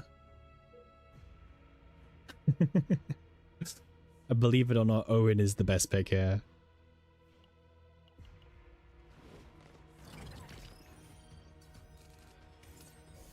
Nice, free activating. Nice, nice.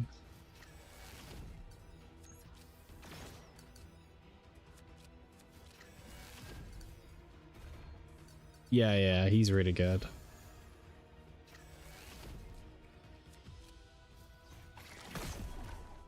By the way, everyone has been so good this run. Like, everyone's like really worked together for this. So this is a really cool team. This is like the work together team.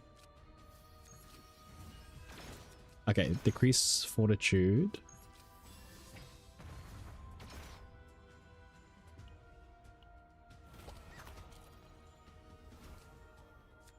Okay, well this isn't good now, but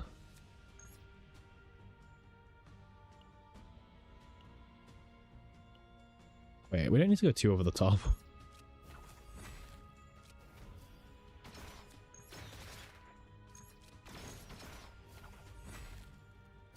Alright, let's go. Yeah, no, we didn't have any skill cards. We need more skill cards. That's the problem. Cassius gives us skill cards, but that's about it right now. Okay, now we win, by the way.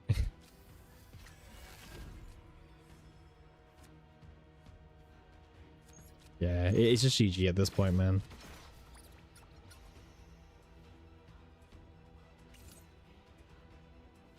It's a setup strategy, yeah, but once it's set up, it's so satisfying, right?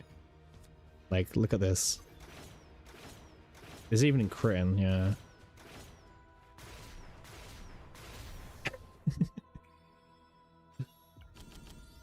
Well, we need more skill cards. 2 cost ones are not the great, like they're just too expensive, the 2 cost ones. They're okay.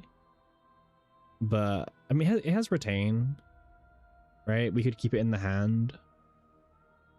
But it's just really expensive.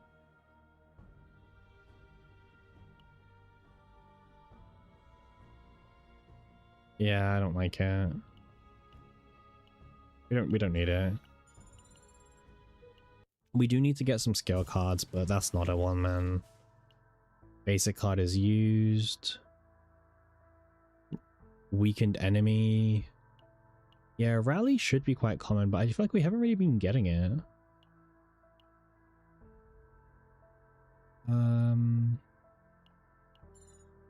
Like, look at this crap, you know, like, and we also need to be flashing every time because flashing is just OP.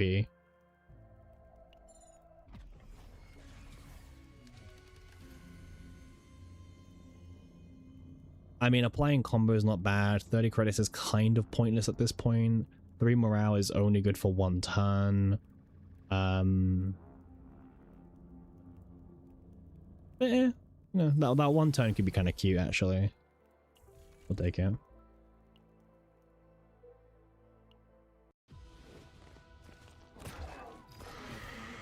Alright, this dude. So let's make this the first card, so we get to draw 2 extra cards. And we get to play this for free. Nice. We got the 111.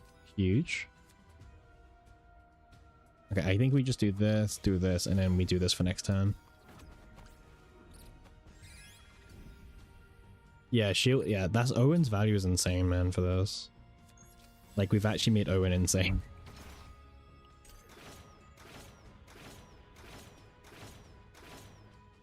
Nice.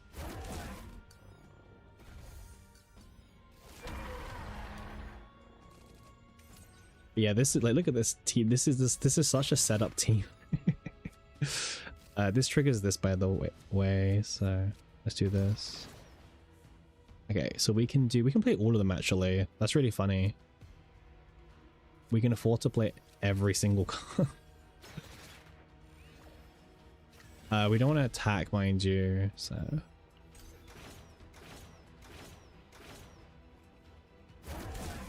I mean, we can't stop that, like.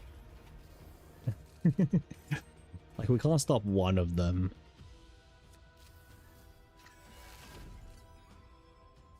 Okay, let's do this. Okay, we stop here.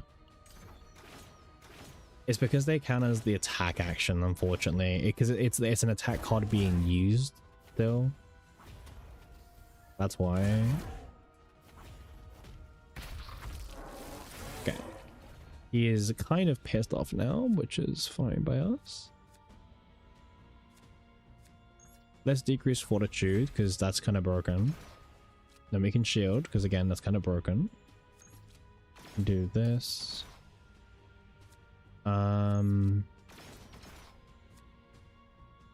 Okay, I think we just win here. Hey, how you doing, Yubel? How you doing? Welcome to 27 out of 30 difficulty with Veronica. Man, it's so cool just watching her pop off. Another removal. Honestly, at this point, I actually like the deck as it is. I'm not even joking. I actually quite like the deck as it is. This is fine. Like, I think the deck is at a really good point. We don't need to be doing that. Unfortunately, no mythic item for Veronica, so that's kind of sad. Okay, so let's do this. Veronica, you're not sure that you have her? Wait, you don't have Veronica? Wait, how do you not have Veronica?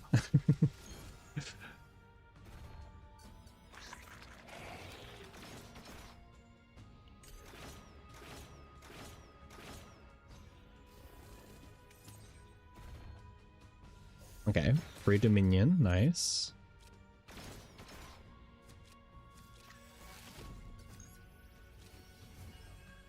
Oh nice, we got triple one again. That's really funny.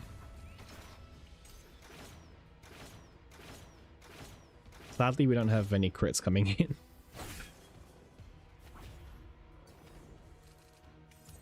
Okay, there we go.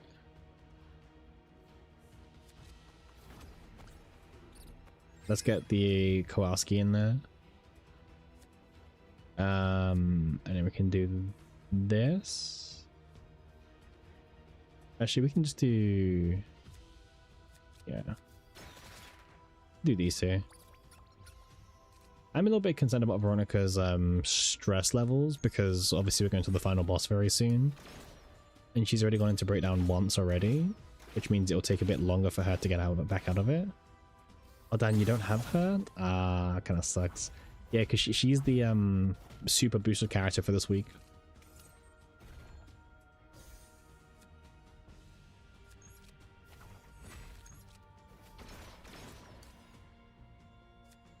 Okay, well, the good thing is we have a lot of shielding, thankfully. I will just give a huge praise to Maribel, man. Maribel has done so good for this entire run. Like, she saved our ass.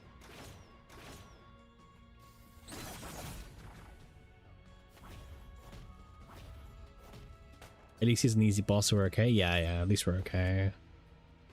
We need to just manage our stress a little bit before the end of the fight as well, if possible. You prefer counterattacking? That's fair. But we should win this turn anyway. Kind of.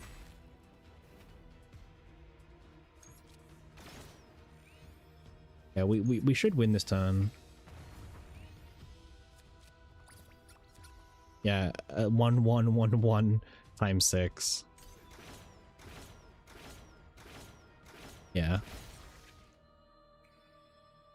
All right.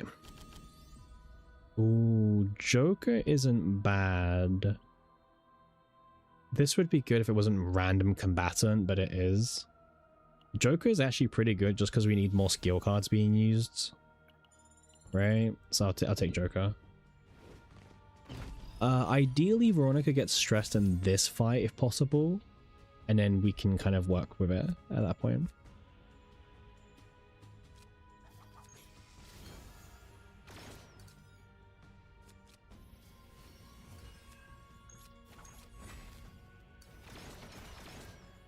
But yeah, ideally Veronica gets stressed out in this fight if possible. And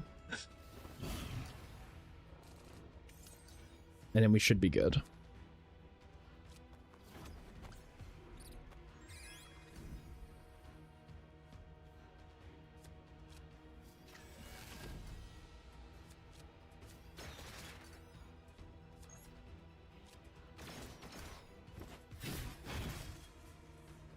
Nice. So she's gonna get stressed out next turn. I don't think I even have to force it. See? Don't even have to force it.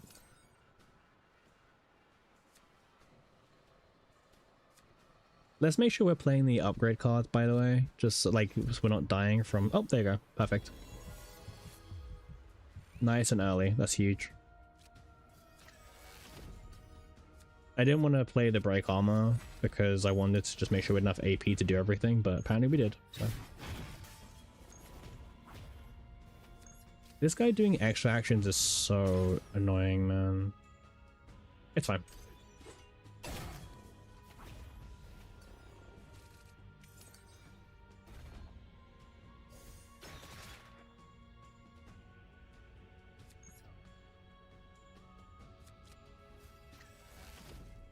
Let's get the weaken one. Weaken's such a good keyword to get.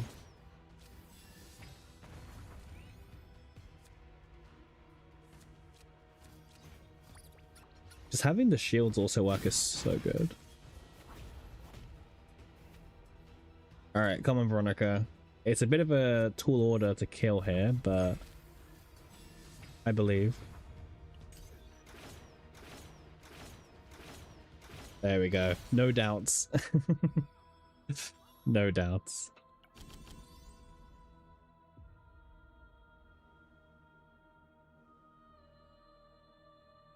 This is good. This is permanent 2 morale, and it will auto play when we play Maribel's shield card. It's actually pretty good. 2 morale permanent is very competitive. There's like very little reason for us not to take it actually. Once again, I'm very happy with the deck overall. So I am not going to remove any cards from it. Instead, I guess let's see if we can find anything, well, better. Gear Bag is also kind of funny actually. I'll take Gear Bag. And then we can flash one last card. Let's give a flash to, you know what, Quick Shelling's done a lot for us. I think it deserves a really OP Divine.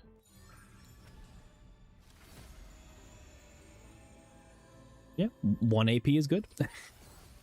Haste, draw 1, apply 1, weaken, gain an AP. Alright, here we go. Final boss time.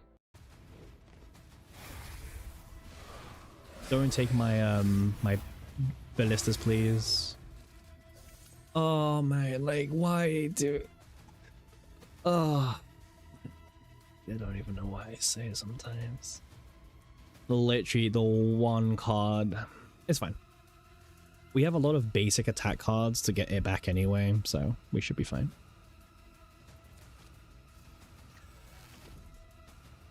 Okay.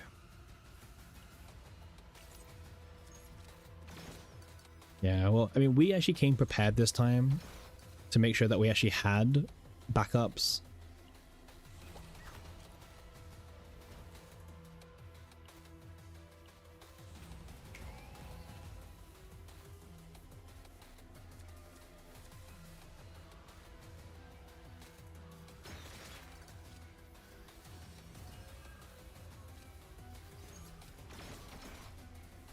Okay.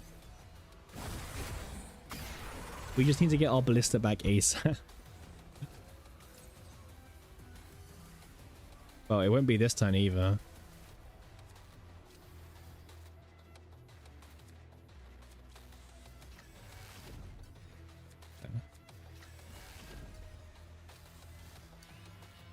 Yeah.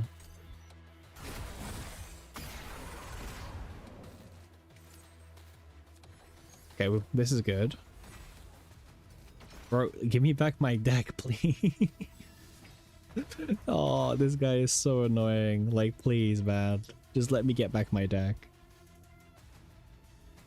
I can't even do my main thing yet. Okay. Finally. Here we go.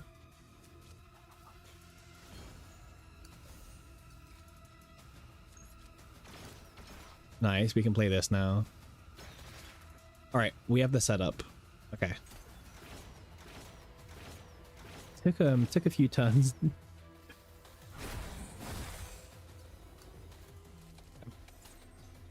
But now that we've got everything going for us, I think we should be a bit more comfortable in this fight.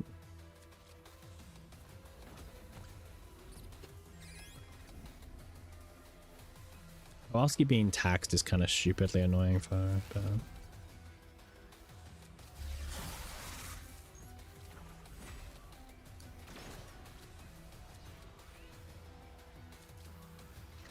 Yeah, the minions are starting to stack up. I'm gonna wait for this until we really need to use her. Okay, pretty good damage.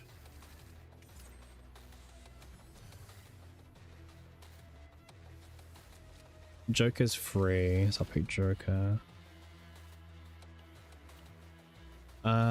Joker into Kowalski is okay. But I would like to get Wolves Dome activated. Once it's activated, it's, you know, it's out of the deck now.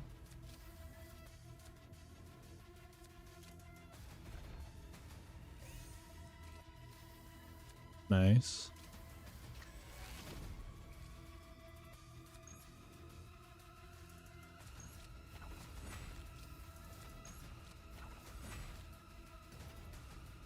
Okay. Yeah, the minions are stacking. But guess whose damage is also ramping slowly, so we have to be kind of careful. Hey, he's taking the stray, that's fine.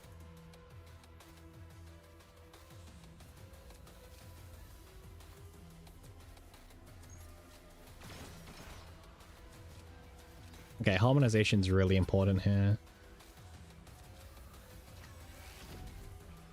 Okay, let me fire off the ballista. There we go. And now we can use the straight as well. A combo, right? A combo. Alright. Go on, get in there, guys. 20,000, 23,000 damage turn, nearly. Okay. Full feet spiff, let's go. Okay. We'll do this first, obviously, just draw 2 cards. So we do have Cassius's ego skill soon if we need to, as an emergency.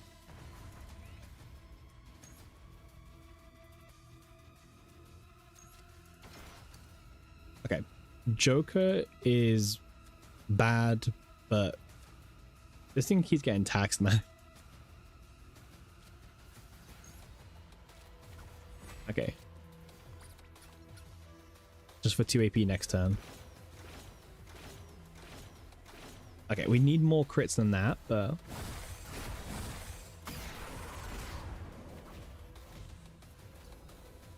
Okay, is he threatening lethal? He is. No, oh, okay. We're not dead, apparently. Now, do I trust the game? Hell no. Wait, actually, that was a misplay. Misplay. I wasted my, 1 mana reduction. Actually, this is just better.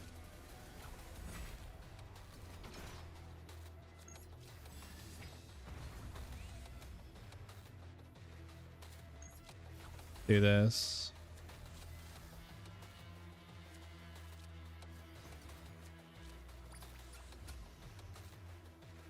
Nice. Get that little AP as well.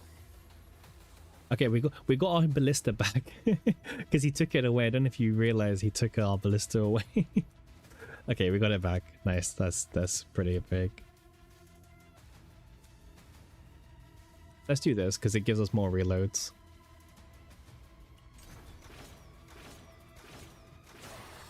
There we go. Come on.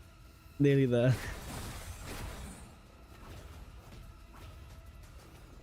All right. And we win now. GG. Yeah, it doesn't really matter how we do this, but we win. Man, what a run. What a run this has been. Has it been a fast one? Not really. But it's been a good one. Tenebria bus for another wee late. Let's go.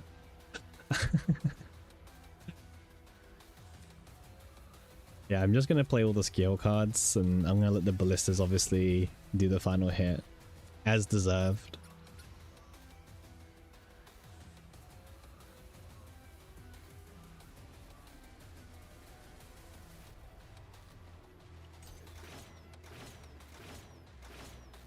There we go. That's the power of double dominion, by the way.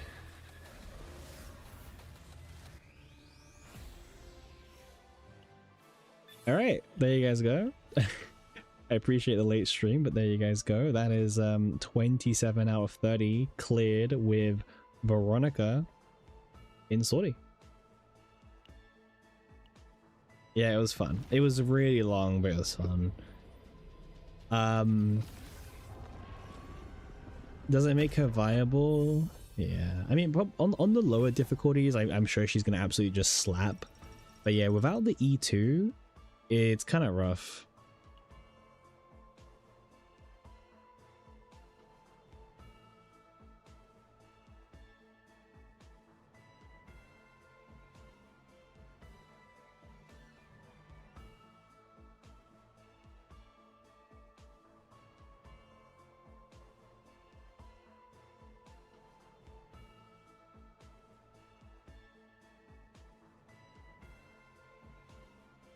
Not too fan of doing this yourself? Yeah, I mean, this took us how long?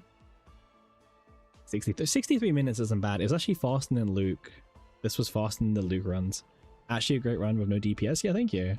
I guess the buffs make Veronica the DPS to use, but yeah, it was a good run. I quite enjoyed it. Maribel was really good. Cassius was really good. Owen was super good at the end there. Everyone got to be really good, which was like awesome.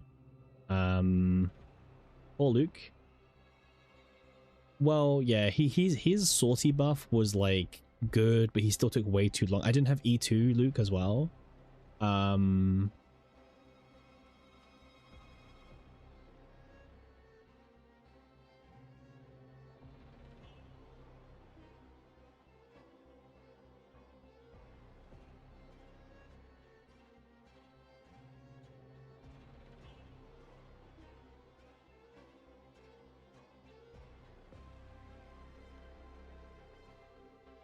But yeah, I know that was fun. I had a blast. I think we'll call it a stream. Nearly 4 hours. It's really late here. But it's been good. It's been really good. I had a lot of fun. We obviously did delegations. We farmed the achievements more. We did a whole rift run as well, by the way. That was like one of the craziest things. We did a great rift run, which I will be uploading to YouTube. Probably not today, probably tomorrow. Yeah, that was really good, really exciting. And I don't know if I'll be back tomorrow. No idea, I don't know what time, but I will see you guys soon. But yeah, thank you guys. Good night.